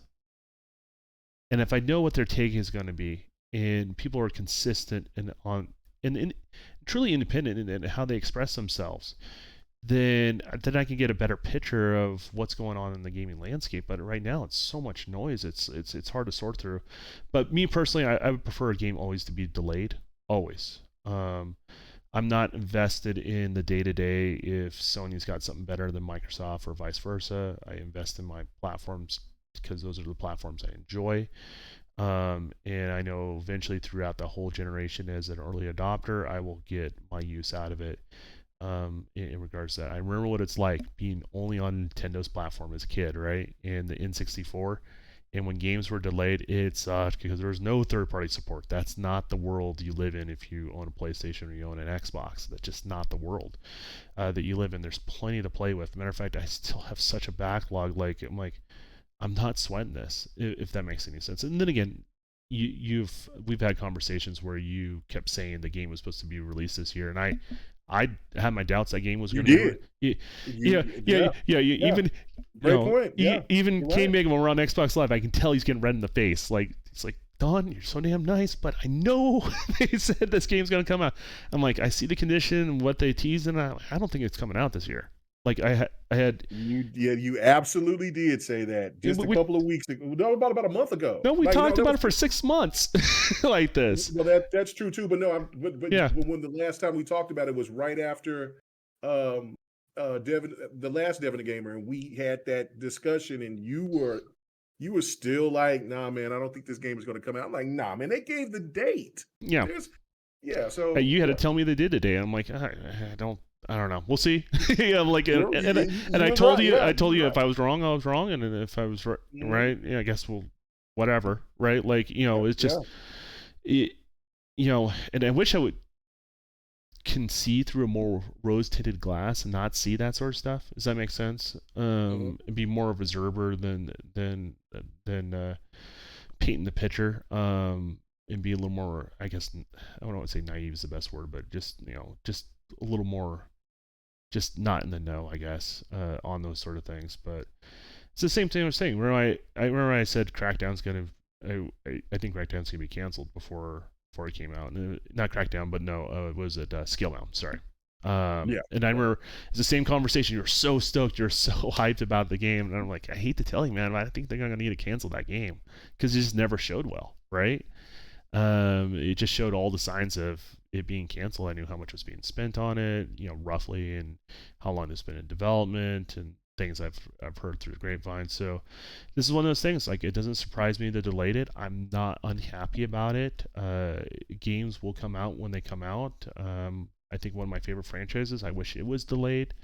In regards to that, now I know everyone's not going to share that same opinion. That's fine too. That's okay. Like, I would say I would encourage that, but what I would encourage is be consistent, so I kind of know where you're coming from as a gamer. Exactly. In regards to that, and I'm not going to dismiss you. I'm just going to say, hey, we just don't agree on this sort of thing, but I hear you. Yeah. And I think that's the best we can do on the development side of things. And if we kind of set that mark and that expectation, the conversation can flow between developer and community. And you're not like walled off by a community manager or somebody like that. In regards to, but all these sort of outrages here and there all the time, motivated sometimes by different means. Sometimes it's just sometimes it's the heat and the passion of it. I think it would benefit all of us to kind of temper that a little bit and just have cooler heads to have the conversation. To be honest with you, so. Absolutely. And that was really the only thing that I was trying to say. And I got called an apologist and a corporate, all that other stuff because I had that same type of outlook. Now, of course, I don't have the sweetest voice when I say things. Of Yeah, course, you especially do have a little bit coming of out a of it. sting. I got you. Yeah. My voice might resonate a little bit. You're like Maybe, yeah. butter with bee venom. Yeah. A little spicy, Yeah, a little spicy. little sting, but it's still smooth, still Yeah, smooth, still right? smooth, You're still right. smooth. Yeah, Yeah, you know what I'm gotcha. saying? It still goes down easy, but the problem is that I was looking. You're right. Like, that was my whole point. Was like, come on, guys, we need consistency. The industry itself is inconsistent. So why do you have to try to be as inconsistent as the industry?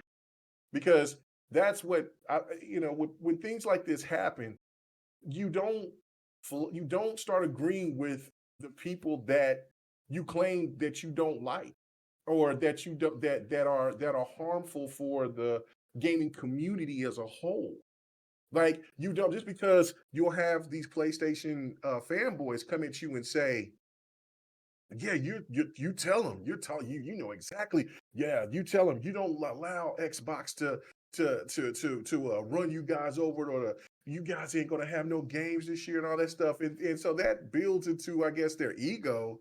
But then on the flip side, if God of War, which God of War probably will come out this year, but Yeah, my bet is still saying that God of War might be I wouldn't be delayed. surprised it's canceled. And then I canceled. No, sorry, canceled. You, Let me correct myself. I know someone's going to clip Correct that. yourself. No, Oh, they're gonna clip not that. canceled. Yeah. Delayed. I'm pretty sure it's going to be delayed. But if And it's so, not, and it's released in a good state, I think my hat's off. Right. yeah, that's off. I'm looking forward to that Right. product. But at the end of the day, like, don't be surprised if games get delayed. And let's say Sony, you don't hear any stories about Sony having crunch, and you hear about it being delayed.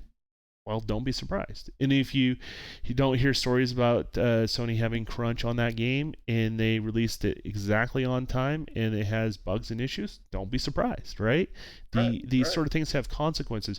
This is the reasons why, like back in the day with loot boxes, when people were doing kind of a blanket statement of all loot box scenarios and calling it all gambling, instead of getting into the nitty gritty and nuts and bolts of sort of things, right? It got to a point where they were be gone, right? But doesn't mean they're going to look for additional income for those products. And so what ends up happening is you may not like the alternative they have to do instead, right? So Right. when you make these sort of statements, you gotta think a couple steps ahead to be part of the conversation, right? You can't be thinking just in the now.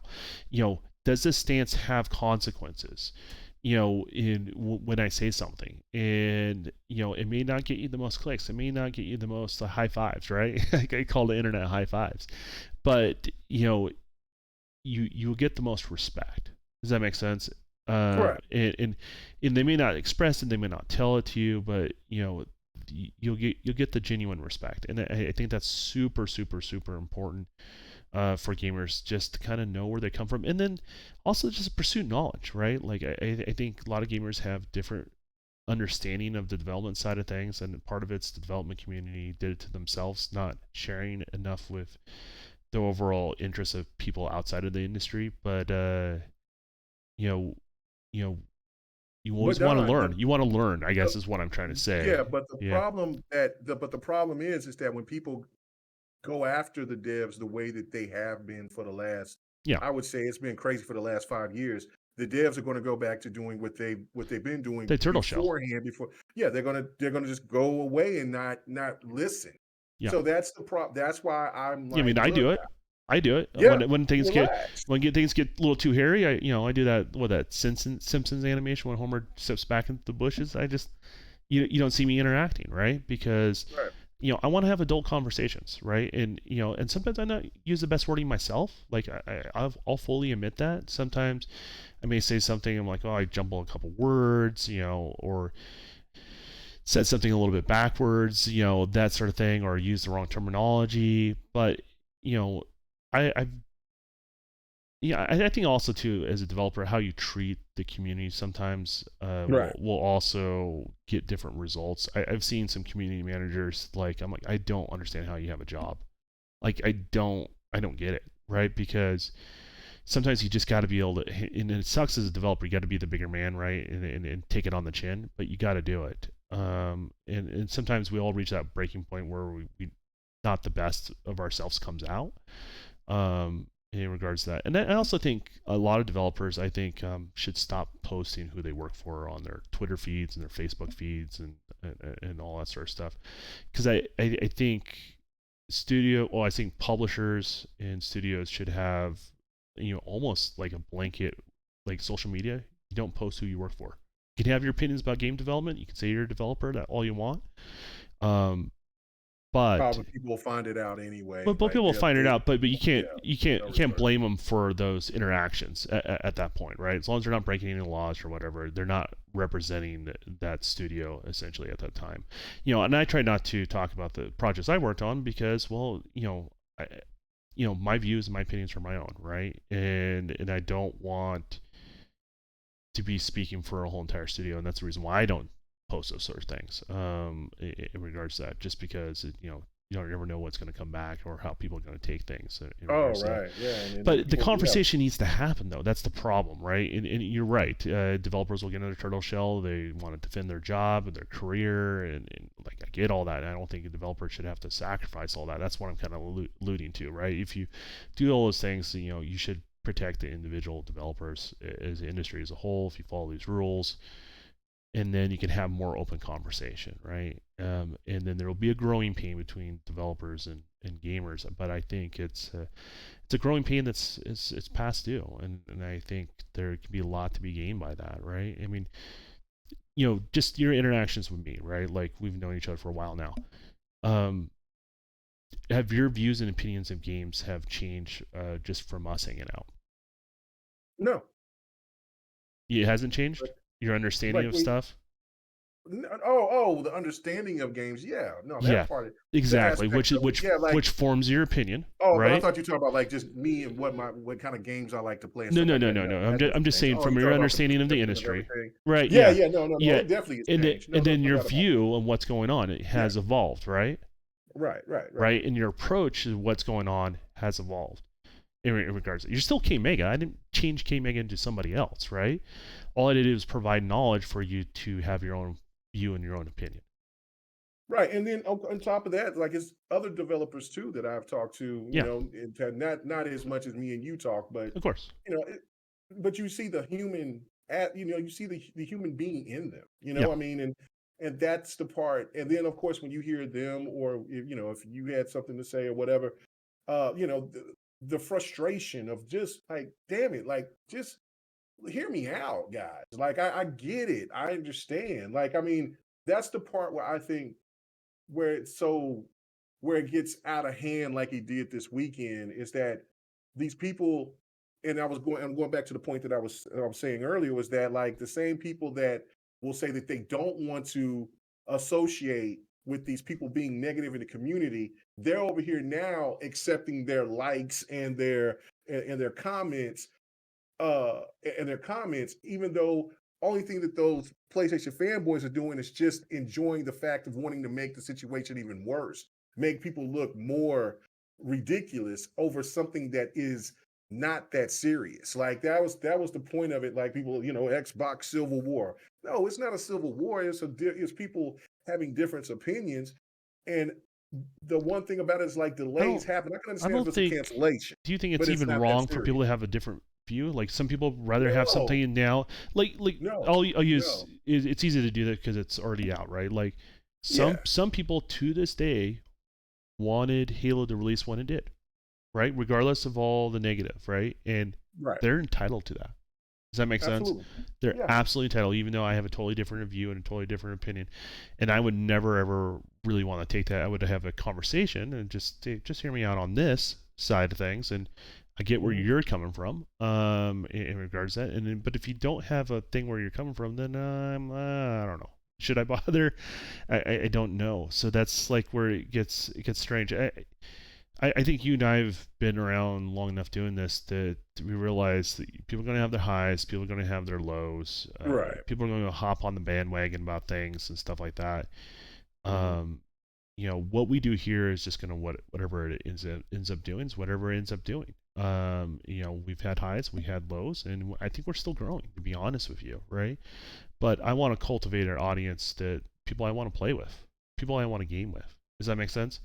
People that they're not taught this is their whole entire life, that they actually enjoy the game in regards to that. So that's kind of my take on it. I'm sorry for those that are hurt from this, but yeah, at the end of the day, if the game is a better release, I think you'll forgive about it. It's almost like that restaurant scenario I give, right? Like, a restaurant can be expensive, it can have a long wait to set up a reservation, right? But if that shit is on point, you will wait. Does that make sense? Oh yeah. Oh yeah. That's just Everybody who said that that's everybody was like Cyberpunk should have been, should have been delayed, yeah, or it shouldn't have went on the older consoles. Yeah, you're right, but everybody was demanding that game to come out, not only just the fans, but the publishers as well.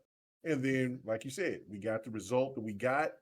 And that game is now always going to be, no matter how great that game was for me or how good it was for you, that game is always going to be looked at as bad through its entirety. yeah. That is the consequence of releasing a product in a not a polished state. Let's call it that. Right. In regards to that, that's the one of the arguments I had about the whole Halo situation is like, or any game that's in a scenario like Halo or Cyberpunk or anything like that. Like that first impression sticks, right? And it affects the overall reach of that product overall. Does that make sense?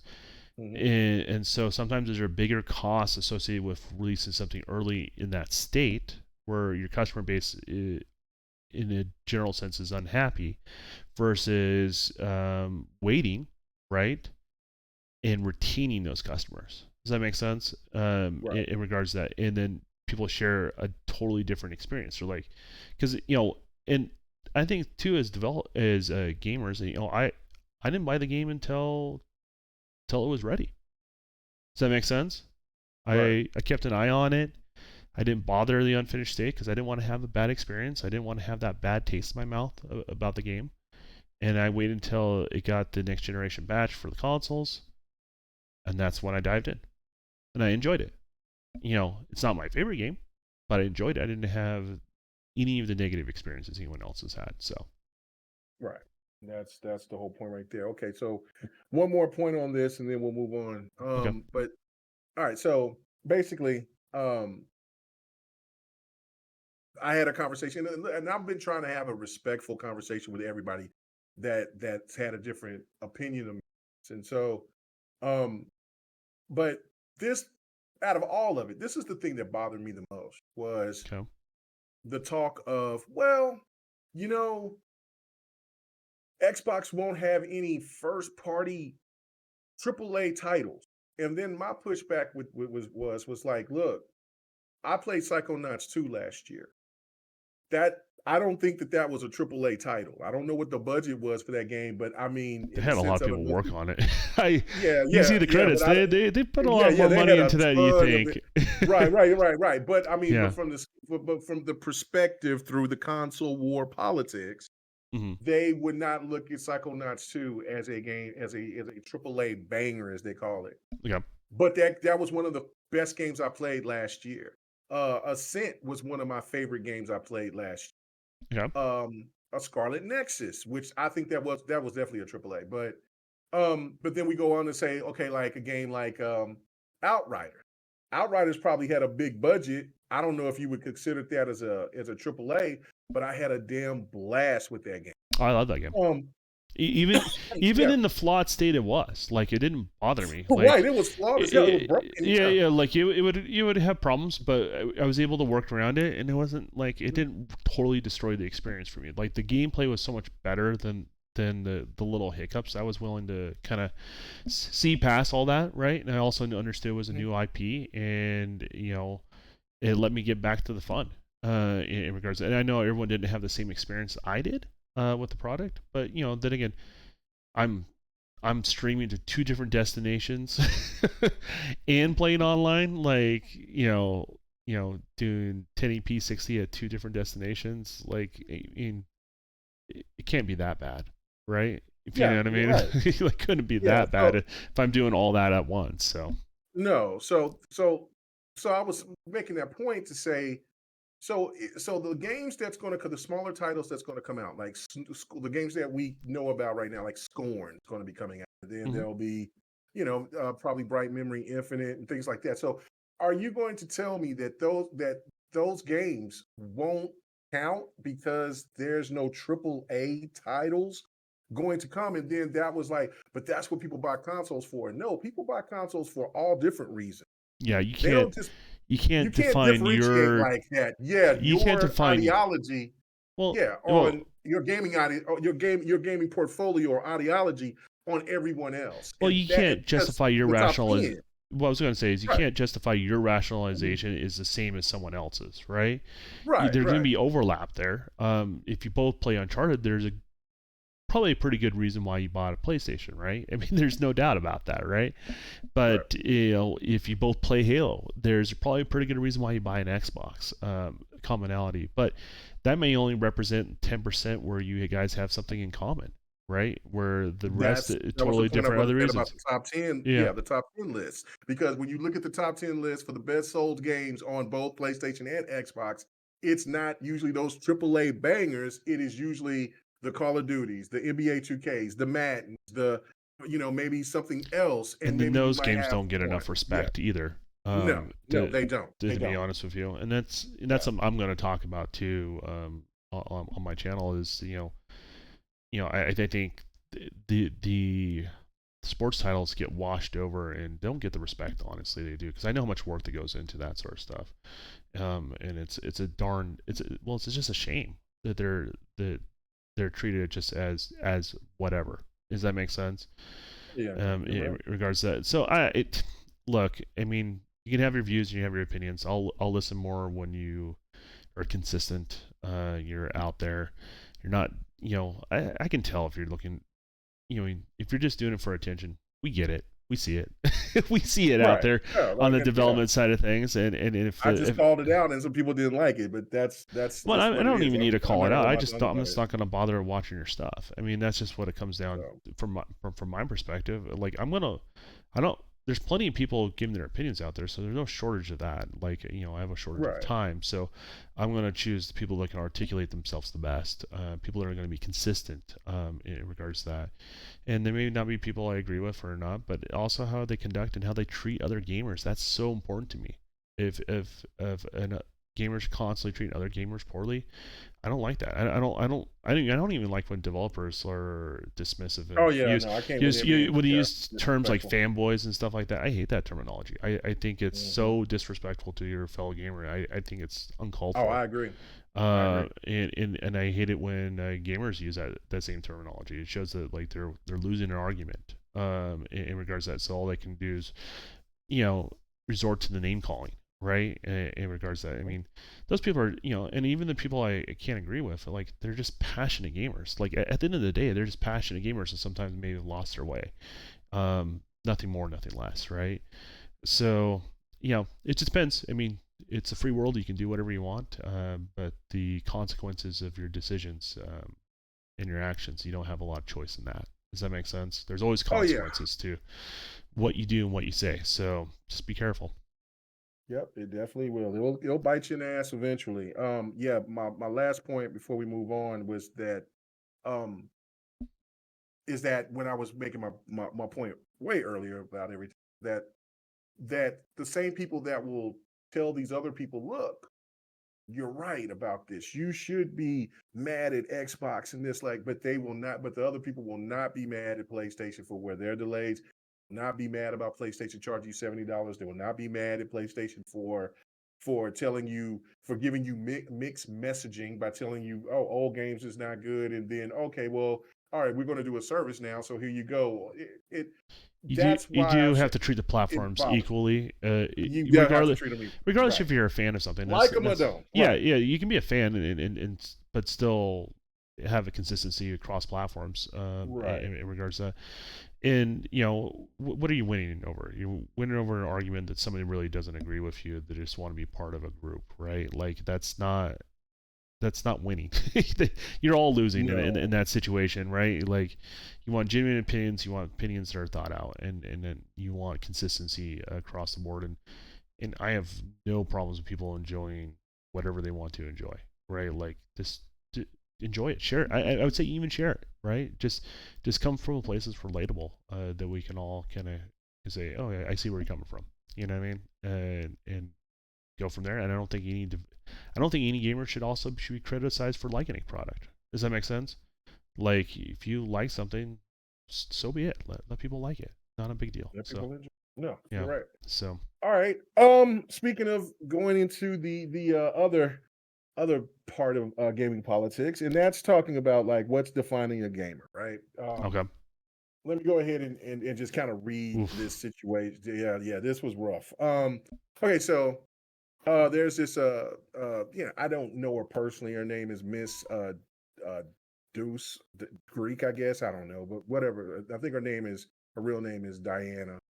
So So who's she? she's a uh okay, so this is all on her profile. She's a marketing PR person. She's a Xbox MVP from she's a Xbox MVP from the Xbox Ambassador. Okay, so She's a she's part of the founder of Xbox Ambassador program. yeah, So a founder of Attack on Greek, okay. women of Xbox award winning Ouija ambassador, whatever. So okay, Yeah. so and she also does this 1,000 Dreams Fund leadership council. So she is busy. Like she got a lot of stuff. So she always promotes Xbox stuff. So there was this big thing Okay. because all of this kind of stew into like a lot of Does she these have a strong following too? oh yeah, she got a big following. Okay. And so these people so there was PlayStation people that joined the it was funny, they joined the Xbox ambassador groups. And so they go in there and they start trolling. They start talking about what they don't like about Xbox, what they have a problem with. So Xbox needs to do better and non-Xbox stuff like that. gamers joining a elite group. Xbox, yeah. Yeah, Well, it's not elite. illegal, but But just if you yeah, get where I'm going, they're joining. yeah. Because it's not everyone like gets into that sort of stuff, right? So that's what I mean by elite. Yeah. So Well, let me finish. Let me finish. Let me okay, finish. Let me I'm finish. just okay. I'm just Yeah, trying to yeah, yeah, frame yeah, it yeah. correctly so I Yeah, right. Yeah, understand. yeah. Yeah, go All ahead. right. So and so basically what they do is that there's people that was going into her Xbox and looking at her gamer score. And Okay. then she was promoting Forza Horizon, talking about happy official launch day.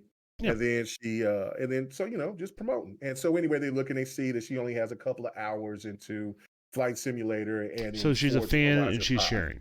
Basically, is what you're saying. Right, Okay. right. And so a lot of people, not only just PlayStation people, but Xbox people jumped on her and told her that she wasn't a gamer. So she wrote this, and then let you get to what you got to say. Okay, so she wrote Says something to address them. yeah, Okay. yeah, to address it, right? Like, she said, I don't get a chance to play a lot of games because I work full time, run 3 communities, host events for the local Xbox family out of my own pocket, work for organizations to encourage diversity, etc. I also buy most of my collectibles, whether, collectibles.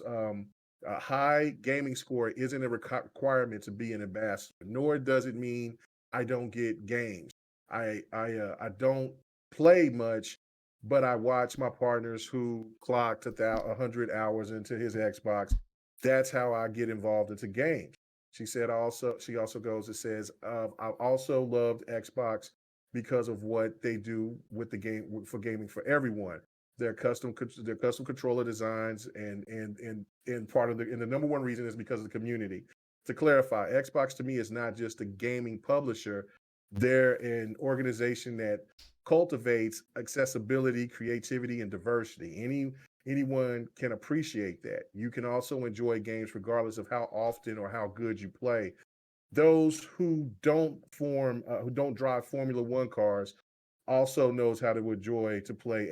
Also knows how to race F1. Also enjoy to do F1 racers in games, right? So that was her Yeah. point. Well, Um, I will say yeah, this right now. yeah. It's Go ahead. first time we're hearing of her, but she can game with us anytime. Yeah, exactly. Yeah, her partner and her. That's. I think she sounds like somebody I would want to game with. Yeah. So, in the grand scheme of things, but go ahead. What were we going to say? Well, no, I just was going to get your thoughts on this situation, like because that's what everybody is. Because not everybody, I can't say everybody, but what these people that's been jumping on her has, and of course it's a ripple effect. People have done little videos, and now they're talking about like anybody that's an Xbox ambassador. I'm an Xbox ambassador. Like we don't play games, I or signed up or for. we I've get never been money. involved with the Xbox Ambassador Yeah, program. I've actually just whatever. It's just there. right. Yeah, I'm just there. I do different things. Of course, I do my fight night, and then of course I try to help out other content creators to come on, like smaller content Yeah. creators and stuff like that. I got my own versions of what I do, but I'm not all involved like others. That's why I'm not an MVP or nothing. But Yeah. um, Understandable. yeah. So to me though, is that everybody has like they're jumping on her because of her. She does this, she does that. I What bothers me though, like if you want to go after her achievement score and say that she, when she's talking about one game or a couple of games and she hasn't played those games, fine. That's okay. You know what I'm saying? It's just Just everybody's entitled but to. do it respectfully. Yeah, try to be respectful about it. Yeah. But other than that, damn it, it shouldn't be about how many hours a person put a day in gaming or what they play or how they play. It's just like what you was talking about with the with like with Call of Duty or with the sports games. There are so many people that feels that, and I'm looking on different like sites on Reddit and other places that will discredit like, oh, those non gamers, they love to play that NBA 2K trash. Really? Like, I look at it like, man, bro, if you can sit there and put half the time into one of those games and see that they have way more features Oh, and way NBA more things 2K to can give take them, up your whole entire year. take a whole entire If you're a year. Let's full not talk time about working in, NHL. yeah, if you're a full time Yeah, working adult, it can. yeah, And I don't even play that game. Like yeah. I have no really interest in playing that game. But I can recognize the feature rich nature of the product. Hmm. I don't know. Like this is the type of stuff that it's heartbreaking to see, right? Like she likes games, right? Like she's involved with it in all different aspects of things. And I've seen probably a lot of the people that are may attack her probably don't put a lot of time in the games they brag about too. Like, and I don't care. I just Oh, don't. especially the person that did that called her out. Like that person got Well, called out himself, well, which was fun. then again, I just don't care. I just, Yeah, it's not that. Yeah, yeah. yeah, If it's you're a crazy. gamer, you're a gamer, right? Right. Like I don't care if you're playing a cell phone game, playing Candy Crush, right? or you're into a sports title that I don't play, or you're into action adventures, or you're into first party, can we just celebrate you love games? Like I don't know. I grew up in a generation. You've done it too, right? Like you talk about games, you may be the person that gets picked on, right? Like Right. I'm not the fine chiseled piece of ham that I am today, but like Oh, good grief. but back then I was scrawny and skinny. Like I had to learn how to be fast. If someone found out if I played games, right? I had to learn how to run, right? So like that, the fact that we can just openly talk about and admit that we play games, and what's this and this weird title too, like I'm a gamer. Okay, well, I get you're proud that you play games, but am I a movie watcher? When I watch movies, almost everyone watches movies, right? It's a form of entertainment. I'm a musical person, like because I would listen to CDs or obviously Or records, you the got vinyl? records and Yeah. vinyl, like people are just into things at different levels, and we in games is so huge now, and it's such an average thing. It's not a unique thing anymore, right? Which I'm fine with. I'm actually much rather have it be something that more people enjoy than less. But to discredit someone for what they find enjoyment and trying to, and they just want to share in regards to that. And if you don't feel like she has credibility, just don't follow her. I'll tell you what, I'd rather follow her than the people that criticize her. I'll be real. I mean, matter of fact, after this podcast, you give me her Twitter handle. I'll make sure to follow her.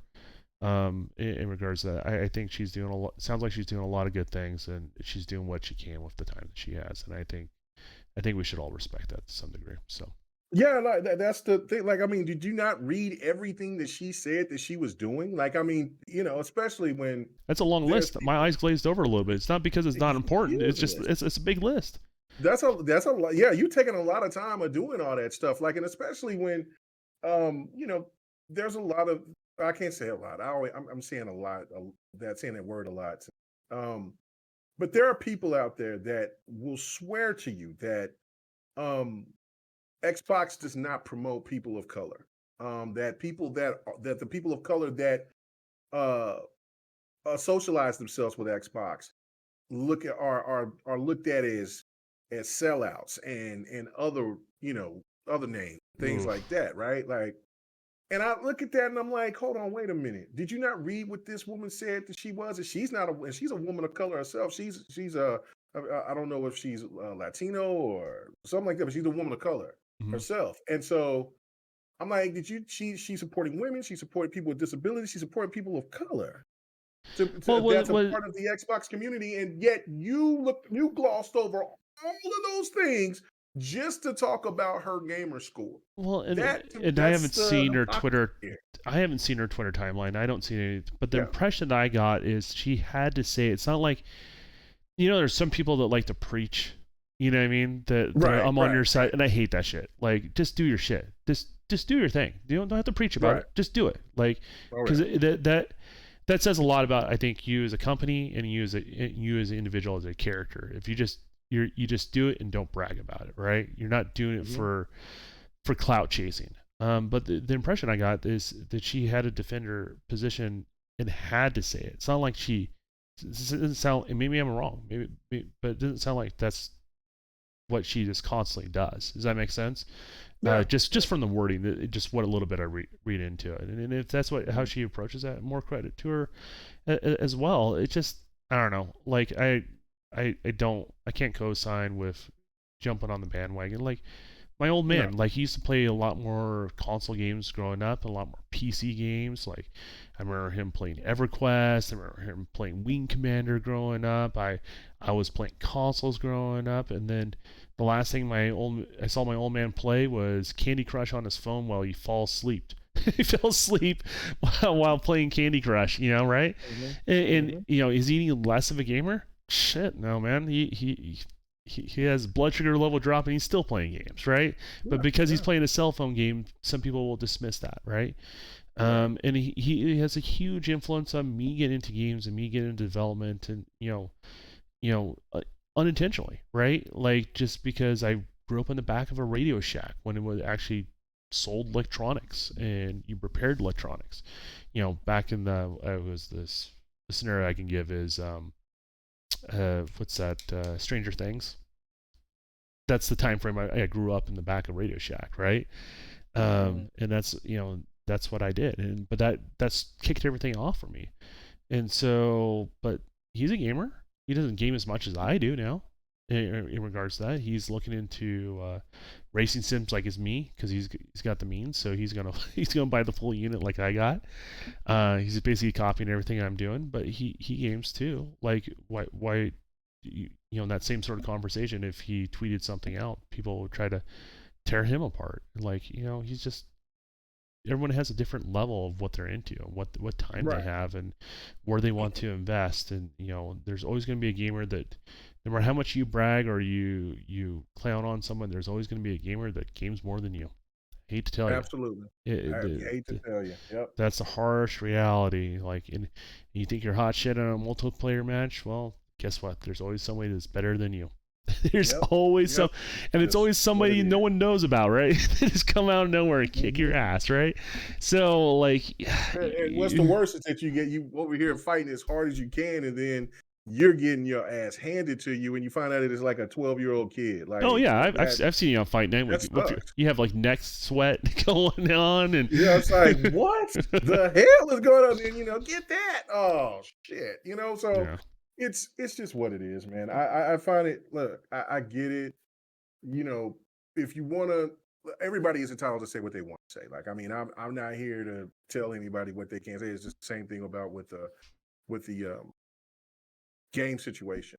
But I'm just saying, like, again, it's about the consistency. Like, we cannot sit here and always try to be. Um, some people look at this gaming stuff more than they do seem like real life, and that's dangerous because there's so many. When people are saying that they're outraged, I'm thinking of the stuff in Buffalo. I'm thinking of the stuff in Ukraine. I'm thinking about the stuff of in politics, in real politics. or I'm or thinking the of stuff that all of happened the in New stuff. York, or like Yeah, just all yeah, yeah, yeah, yeah. yeah. Those things to me are way more. I need to. That's where I need to invest. That's where I need to invest in outrage or concern for, not because this woman isn't. It doesn't have a high score, and then she's over here. But look at the good and look at the bad. If the good doesn't outcome the bad, then I feel that that's fine. Like you Well, said, is she? unfollow her, Well, keep it moving. is she But even going after people? Is she? It doesn't right, sound like she's doing that. She's no, just doing. no, She's staying in her own no. lane, doing her thing, and then Stay in her lane, doing her thing. and then there's this dogpiling effect where people don't like the fact that I don't know because she's getting more attention or Right. who knows what the real motivation, because those people that are like that typically are not honest with themselves in those situations. But as I said, she seems, based on what little I know, she seems cool, and Right. and I don't think gamers should be treating other gamers like that. I don't either. It's sickening to me, to be honest with you. Kind of, it's not why I make games. It's not why I talk about games. You know, It's good to have fun, talk a little trash. I, yeah. I I have no problem mean, with that. You know what I'm yeah, saying? I don't mind a back and forth, a debate. yeah. But I had to learn. I mean, I've been doing this for a while, but when I first came in, I was hot headed. I was Hmm. coming in raw and thinking that that's what supposed to be. But then you adjust and you learn. Yeah. So I just hope other people will too. It's Yeah, crazy. and then I think people are also a little bit new at this stuff too, so they're trying to make their mark and not realizing what type of mark they want to leave. Right? It's Right. more about chasing clout than realizing what you want to create, and it's up to them what they want to create. It really is. I But the just problem is that but once you get into a spot like that, really hard to get out of yeah. because Well, yeah. you know You it's have all the really hard freedom to in the get out world, of. but the question is, why do you Hmm. want to use your freedom that way, right? Like, Exactly. Exactly. in regards to that. So, as I So said, all I'm right. more interested in adult gamers. I mean, to be honest with you, ones that are willing to have an adult conversation, and can just leave things be, and to be honest with you, and game more. I think we should all be gaming more, less backbiting, less talking poorly about one another, and try to bring the best out of one another, because you never know when, all the real world shit hits, gamers are the first one to get blamed, and they look at all these sort of acts and how people behave. Mm-hmm. And I don't want to be judged in that light because of what people are doing. I'm always going to do what I can to put out best, and I'm not always the best myself, but I'm going to always do my best to be better than and self-regulate myself, right? Like I don't need someone else to tell me. Like I can look back at myself and say, hey, I can use some improvement on that, or when it starts affecting real friendships, then I have to kind of self-evaluate where things are at and see if I'm there's somewhere where I'm to blame and adjust accordingly. You know what I mean? So Exactly. yeah, it's just all you can do. I really hope gamers can, I don't know. It just you remember the early days when you used to game on a couch with your friend and then you expanded to online, and how online gaming was, you made more friends. Oh yeah. Can we get back to that? Let's just make some more friends. It's some real friends, right? Yeah, it is. Yeah, it's crazy. I mean, Yeah. you had the occasional person that would say the racist shit or say that they would sleep Yeah. with your mom, but I mean, but other than that, I gained a lot of great. I met a lot of great people gaming, and Yeah. that's what it's supposed to be about. Like, I mean, I don't care about what somebody. I'm not looking at other people's achievements. I'm not looking at other people's what they play or how they play, or if they're I like I said, I'll talk a little trash because of like crap he'll play on easy. I'm something like that, or somebody. Yeah, I'll be getting a It is little what it is, competitive with man. you because Yeah, yeah, yeah, I yeah. game with you. But like Right. at the end of the day, if you got me, you got me, right? Like I was joking Yeah. around, but remember that one match that we had on Halo that was ridiculous? Yeah. What was we ended on Saturday or something like Oh that? yeah, yeah. Well, we had they had the high Yeah, KD. Yeah, that I was felt crazy. bad. I felt like I'm like, oh, ooh, I'm Yeah, gonna have we to dominated. repent for Yeah. something. That's what I felt We like. did them dirty. That must have been some kids or something, or somebody who just started playing because we dusted their ass. That was bad. It felt bad. Yeah, it What was. was it, 50 to like 19 or 20 or Your something? KD was 14 something and mine was 11 something. Yeah, that was nuts. But I was joking around and like, oh man, I only got 11, right? But like, Yeah, whatever. That's the type of competition where like, it doesn't really matter, right? And if I no, but beat, but it's if still, it beat, I would have give you a little elbow. But at the end of the day, like you shouldn't, it's jousting amongst friends, right. not the other thing around. So, but hopefully we didn't ramble on too much about this. I really hope gaming becomes a more positive space for people. So I hope it's so too, but it's the social media, it's the internet, and it's the popular thing to do to not be that way. So I don't have any. I can't. I got to be honest. I don't have hope in it. I just got to keep doing what I got to do. we got to So expand that I don't know. friendship, that circle, because I think Yeah. there's a lot of good gamers out there. Oh no, there's a lot of great gamers out There's there, more but good gamers than there are the negative, and the question is how do you reach those people? yeah, So that's the key, and that's what the Xbox ambassadors was all about. I'm sure that I don't know if PlayStation has anything like that, but I'm sure if they did, they would be doing the same thing. I mean, communities is amazing. Like, I mean, I don't know, it's great. it's But a anyway, double let's edged move sword on. for sure. Yeah, absolutely. Yeah, let's move on to the last topic, man. Let's get on. And that is Transmedia. All right, so Oh, I guess I was. It was kind of funny because a lot of people give flack to the Halo TV show, and okay. I love the Halo Do you first. love all of it, or there's parts you don't like about it? Oh, I love it all. I love it all. I think Okay. everything about it. The only thing that annoys me is the young girl. But I think now when they get back to her, So let's start this. If you guys haven't okay, watched the all right, show, we okay, may be yeah, talking about some spoilers here. might be some spoilers if you haven't Yeah, watched this show. because Yeah. because I want to have a freedom to be able to have a conversation about this, but I Okay, so don't yeah, want to ruin it spoiler for alert. people that Yeah. haven't took the time. Because some people will wait like until the whole show's done so they can binge watch it, sort of thing. So Well, tomorrow's the last. Here in about in my time, I got like 45 minutes, and then it'll be the oh, last episode of the I'm staying season. up to watch it too. So don't get me wrong. Okay, All right, so yeah. but yeah, I might stick and watch it, and then just watch it again with my wife, and she might get pissed off at me. But anyway, so my thing is for me, the only annoying thing the show gives me is the young little girl. Like, she's so you too just gun don't like ho. her She's wild. character? Is I that don't. I don't like her like rage, like she's just so damn okay.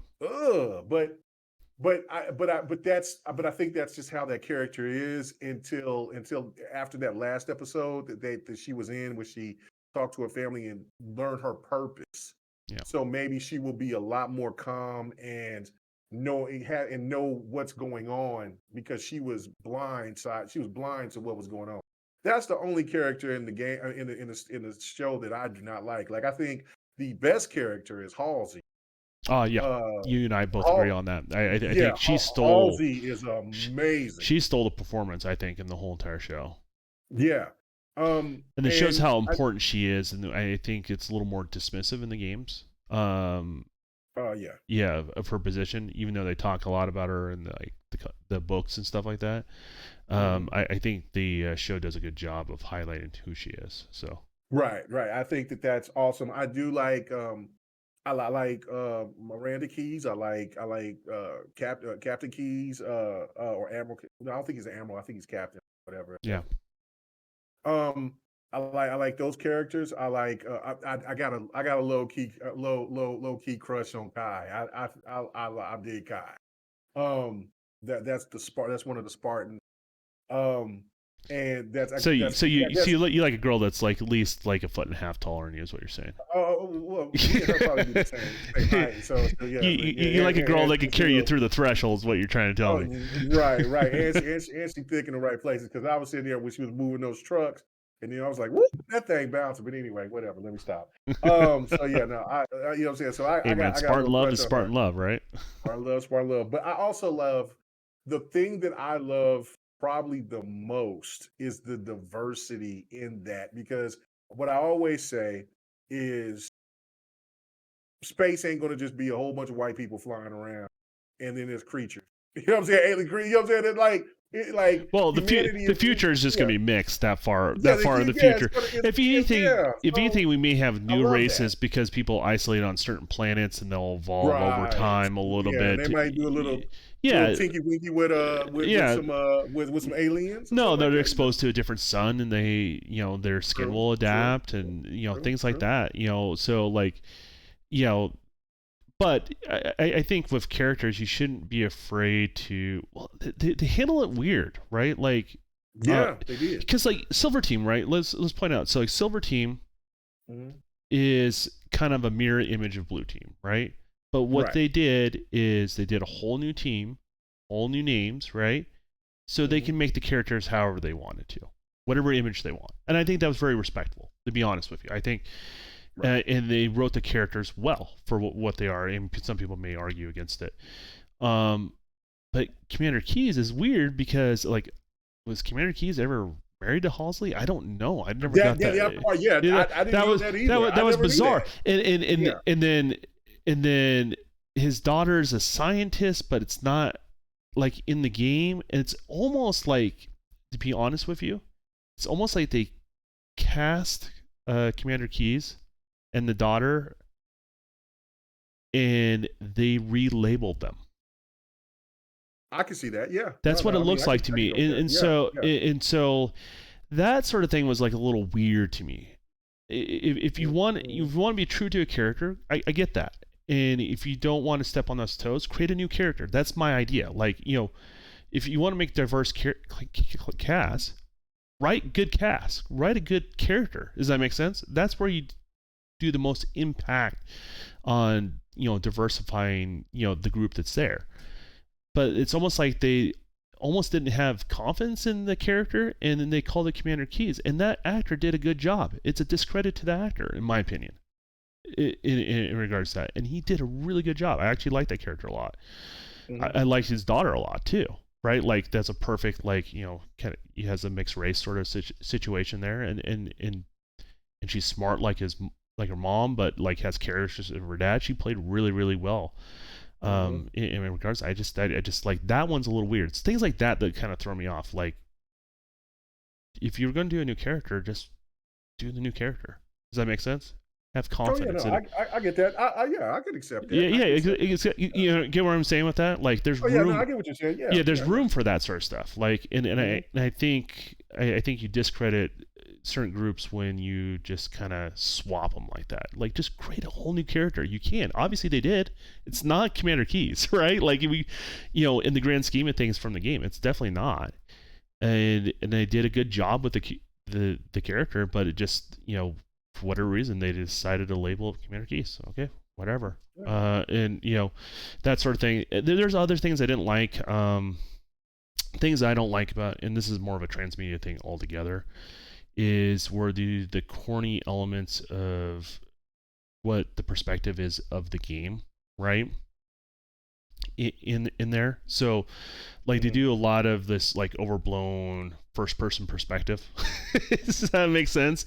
In certain areas, and I'm like, that needs to be used very sparingly. Does that make sense? Right. In regards to it. And I far like they could have done better on that. They didn't show it a lot. They don't show it as much as I thought that they were going to. Far as I've seen in this next episode, it may get cringe. It might get cringe. Okay, we'll see where it is. But I feel like it's things that could have been like less, right? Like you could have done the whole entire like first scene with all the Spartans without any of the first person perspective at all, and I think it would have been fine, except for like maybe when Kai's shields were down, right, where it demonstrates that. So it had that that in-visor perspective where she feels like she's pinned into that panic, but you could have cut all the rest of that out, right? And then maybe have like the scene where Master Chief was with that girl, and he got the kill order. They waited until he got the kill order, right? Because the way they displayed that was slick, right? Because only he would have seen it and she wouldn't. Does that make sense? Right. So I think so. Like that sort of thing, I wish they would do more sparingly, right? And it feels less. It kind of comes off a little corny when they do that, in my view.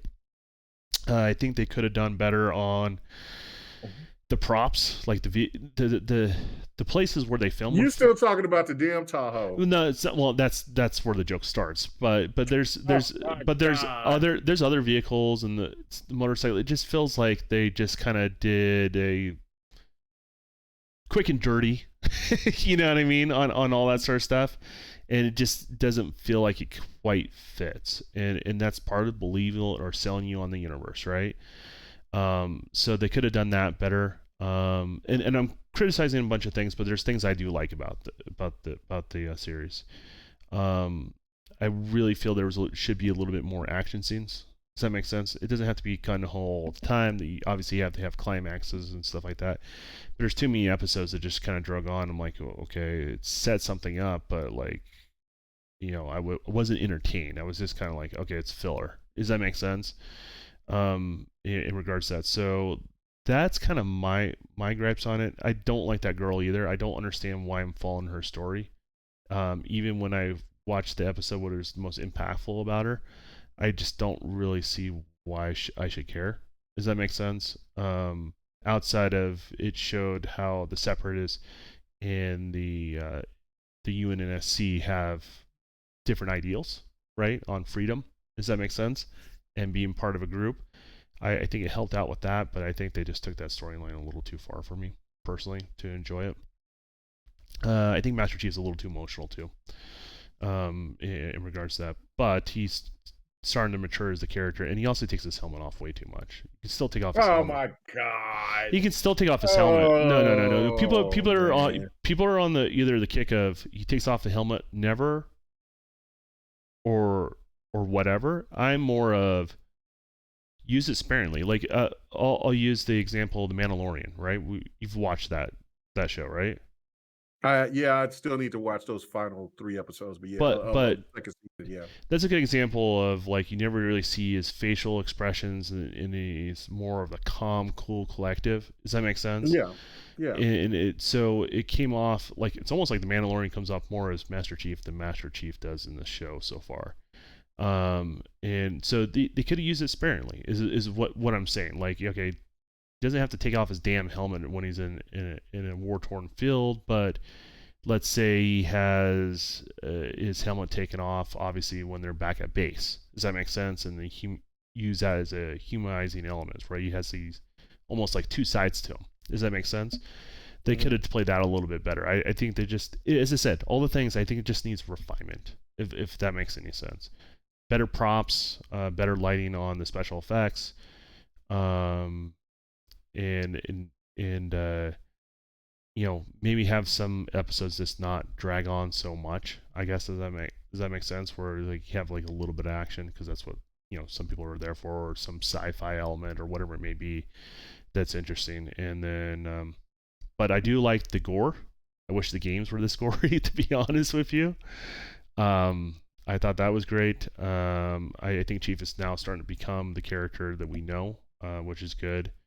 And I'm looking forward to seeing the last episode in regards to that. So. All right. Okay. All right. So yeah, I mean, like I said, I love everything pretty much about the show, except for the girl. The keys thing, I can rock with you with. I can co-sign that, um, but I the one thing that what got us to want to do this topic was the fact that I had somebody that brought the point to me. It was Kev. He brought up the point saying like, you're the first person that I've seen that say you like the games and you like and you like the show. And I'm like, yeah, because I could differentiate both of them. Like I'm not a person that has to be. I've never been that way. Like if somebody wears a certain different outfit or something, like because I remember with the Logan with Wolverine, like people Mm-hmm. were so upset that he wasn't wearing that high yellow ass outfit, or I'm like, Oh, yo, why I don't remember that, but yeah, okay, I can follow you. I can see yeah, there's people like that. I can hear you. yeah, like why he's not wearing his original Wolverine costume with the yellow and the blue, bro?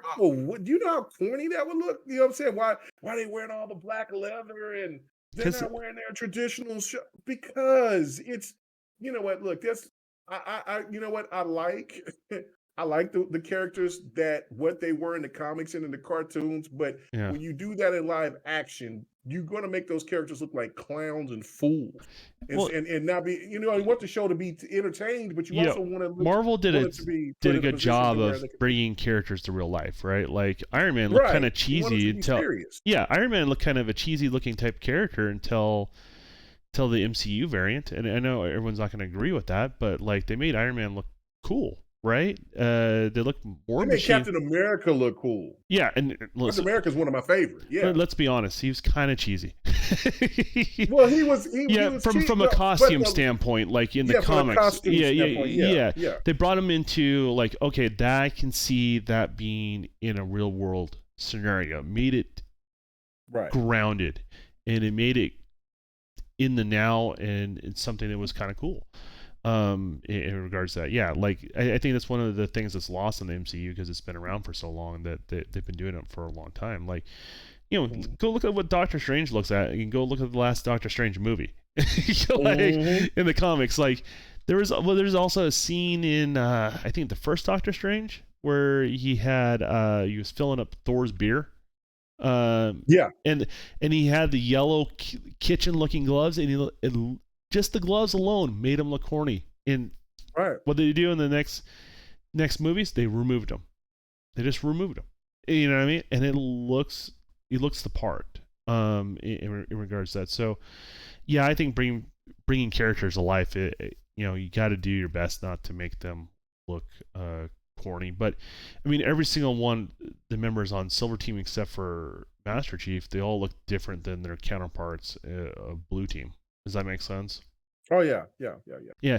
Oh, and we were just talking about, we were talking about like how the different characters of Blue Team had different abilities, right? Like Sprint and all that. yeah. Yeah. So Strength. yeah. So it's strength.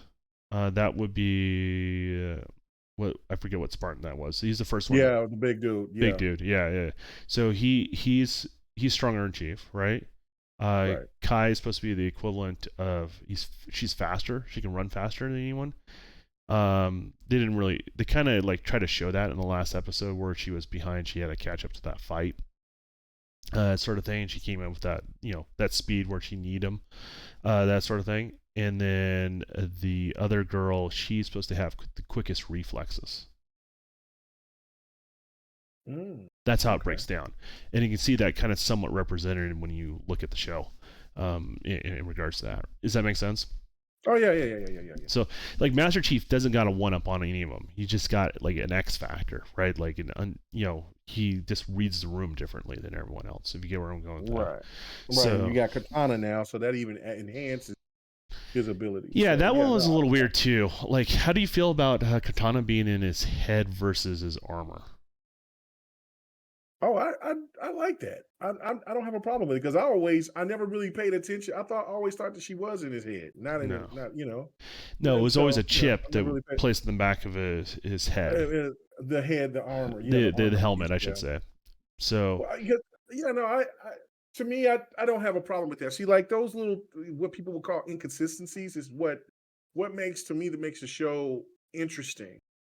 Because I don't know what to expect next. yeah, Like that's to me is like why do you want to watch a TV show or a movie when you already know the outcome if you've seen it, if you read it in a comic or in a novel, or if you've played it in a game? hmm Like that doesn't seem exciting whatsoever. And that's why I love the show, and then I can love the games as well. And personally, I would love for the game to be as open as the world in the TV show is, because going to all these different locations, having having all these other characters be built like this, you, around you don't Chief want the same character in the same ring over and over and over again. Is what over you're and over and saying? over again. Right. I don't want to have the fight on ring on. I don't want to have a fight only on a damn ring, and I don't want to have. I want to have other places to only one go. type of plant life, which is a pine tree and some Right, grass. pine tree, and yeah, and then and playing with the same person. I want more. Like that. I want that Mass Effect. I want that. I want that Star Trek. I want that Star Wars vibe. Like, yes, we know Chief So is the man, let but me come ask on, you. let's get him So in over the here. element of transmedia, did you Yeah. read any of the books? I read one of the novels, and So of one. course everything else is somewhat. And then of course I watch plenty of old lore and things of that from Try to knowing figure what's it all and catch up, that sort of yeah, thing. put it all together. Yes, Yeah, but I never read a Halo comic though. I never even I can't recall me there's more seeing any. there's more tied into the books in Mm, regards to that. mhm. What I would say is a lot of people that are kind of caught up. I think they're caught up in the book literature. Yes, They dislike the series. right. And it's kind of like when people that read books and then make them into a movie. It's almost That's kind of exactly right. it's almost kind of the same sort of reaction that I've seen.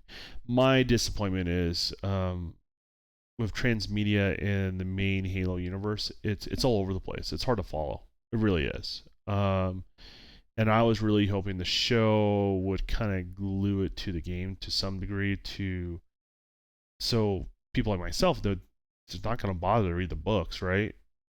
They Mhm. can get all that rich lore, if that makes any sense. And it's not doing that, so then I have to figure out what is different and what's not, and I feel a little bit more confused with the games sometimes now. Going Mhm. forward is what I see, because you don't know what's crossed the universe and what's not, in regards to that. So, but I understand their approach. It's very similar to how Marvel handles it, right? Right, or Yeah, Star Wars, and I'm wondering if that's the direction where it's more overall that they more can be Marvel going. like, because Star Wars did this thing where they just took all their canon and threw it out when Disney bought it. So that one's a little bit Right. different. And then they use that content to inspire ideas and pull from, in regards to bring things into what they call canon.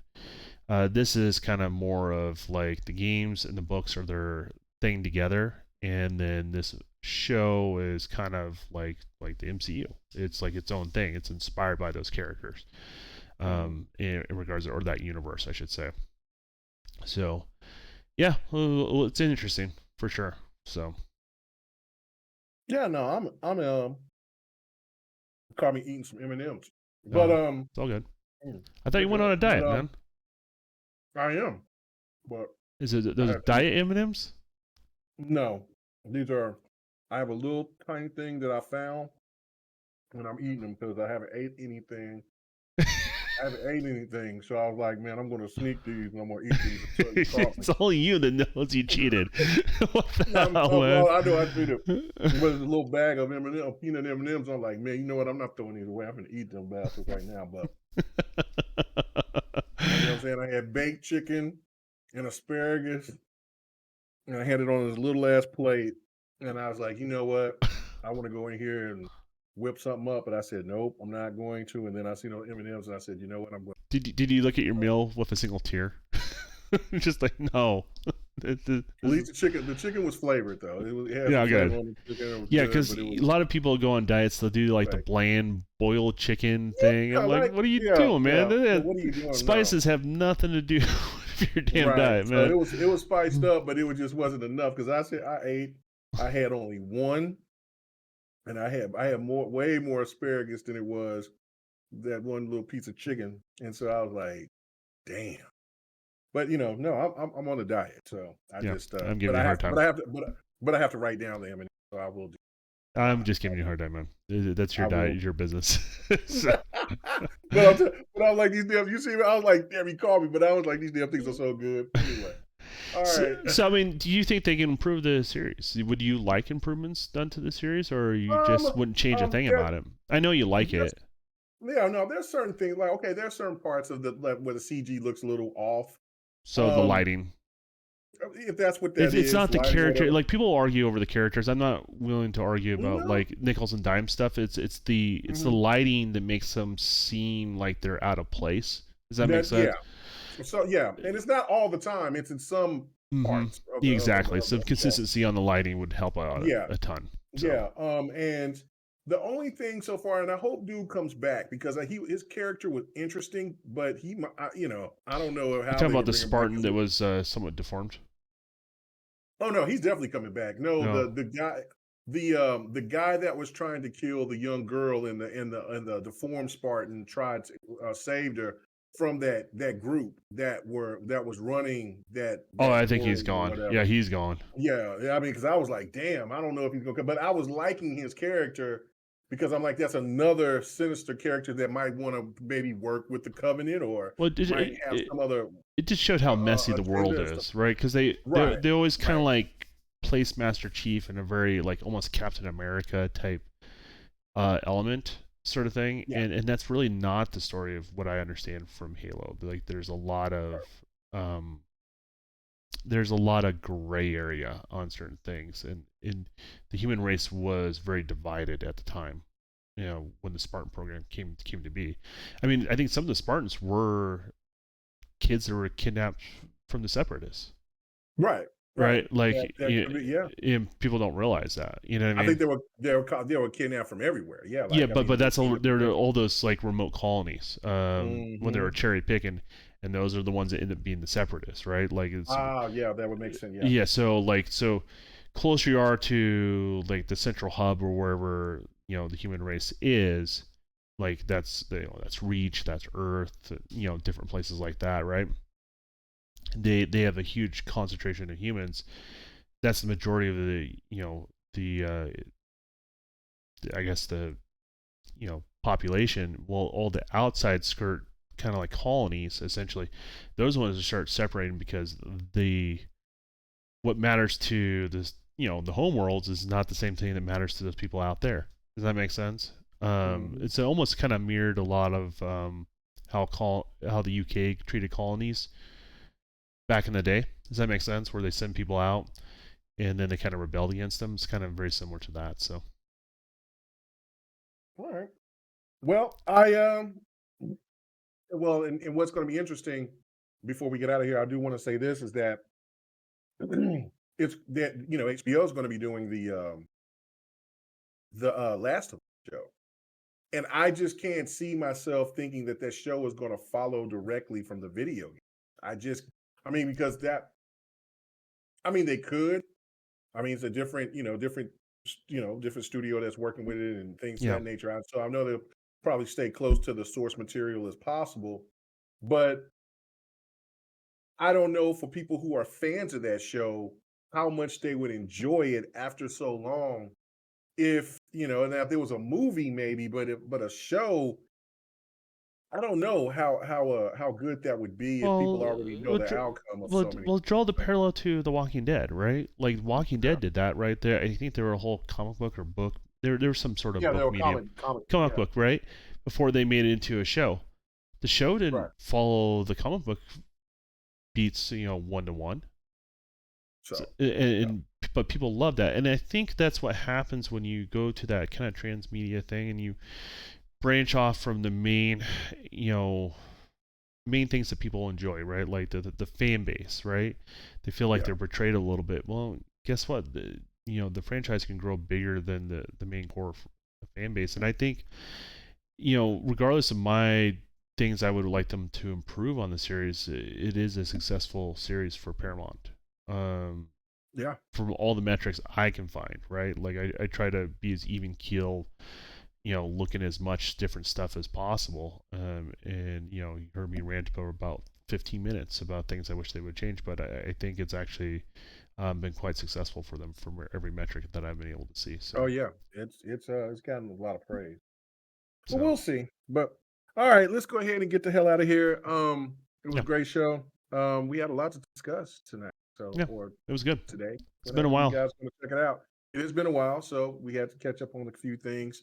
Um, and man, it's just a good time as usual. So everybody, thank you so much for checking us out. Don, where can they find you at, man? Oh man, everywhere. I stream on Twitter. I stream on YouTube. I have multiple YouTube channels. You can find me on, sorry, I don't stream on Twitter, but I stream on Twitch. And then you Yeah. can find everything I'm doing on Twitter. I even have a Facebook page that I don't do anything with. But follow me on any one of those social media sites or whatever makes the most sense of what you like to consume. In regards to that, I will be streaming live tomorrow. I think I'm gonna play that new samurai game that's black and white. Oh yeah. I really wanna try that out. I think I might Yomi? just, Yeah. yeah, I might just do like maybe a 2 day session of streaming, just play right through it, sort of thing. So look forward to that. So that's probably what I'm going to be playing tomorrow. And when's the Xbox showcase? Is that next month or is it this month? That's next month. That's the Next month. 12th. Yeah. Next month. Okay. Are you going to be live streaming on Bots channel? Is that what you're going to be doing? I probably will. Unless something comes up. I mean, I got an invite to go out there, but Oh, fortunately, oh, really? yeah, yeah, I got the invite to go out there, but unfortunately, I got to take my mom's appointment that Monday at 30 in the morning. Gotcha. So Family stuff. yeah, family stuff, and so so yeah, that would be very tough to do. So probably will not be able to make it. Which I would love to.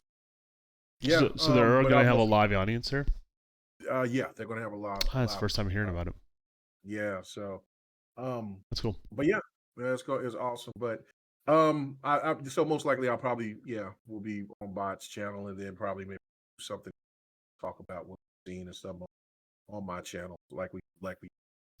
Well, I'll be live streaming, but obviously, if people are live streaming on other channels, watch your favorite creator, and you can always watch it post launch with anyone else, of I might course. sneak in. I might sneak in and and jump in on what you're doing. So Yeah, you might do it. Okay, cool. I might. Might do that. Well, maybe we'll get your camera before then. We'll get a little green screen, and we'll just have the gameplay playing over the background. Okay, all Yeah, right, man. yeah, we'll do it that way maybe. But yeah. Maybe. Yeah, keep me posted what you want to do in regards to and people that want to watch us and all that sort of stuff. So, and then if you don't catch it live, I'll also make clips if me and Mega are doing it. So there's always stuff that we're doing. Just follow, subscribe, K Mega, myself, anyone else we're involved with, and let's try to make gaming a better place, right? So No doubt. Yeah, and catch out the GRG podcast Friday nights, 8 p.m. Central, 9 p.m. Pacific. Next podcast on Thursday at 7 p.m. Central. And man, Fight Night Sundays, man. I said I was going to be doing it earlier, but I still have it. But I plan on wanting to try to do it at least around 8:30, 9 o'clock. Sit there and get caught up and watch playoffs and stuff like that. But there's only 4 teams left, so I don't see really late night Sundays at all. So I'll start making fight night a little bit earlier, probably try to do about 8 o'clock, 8:30. So come and check that out on Twitch. And yeah, thank you guys so much. You'll see this on my channel here shortly. And yeah, thank you guys for stopping by and checking us out. All right. Later. Peace.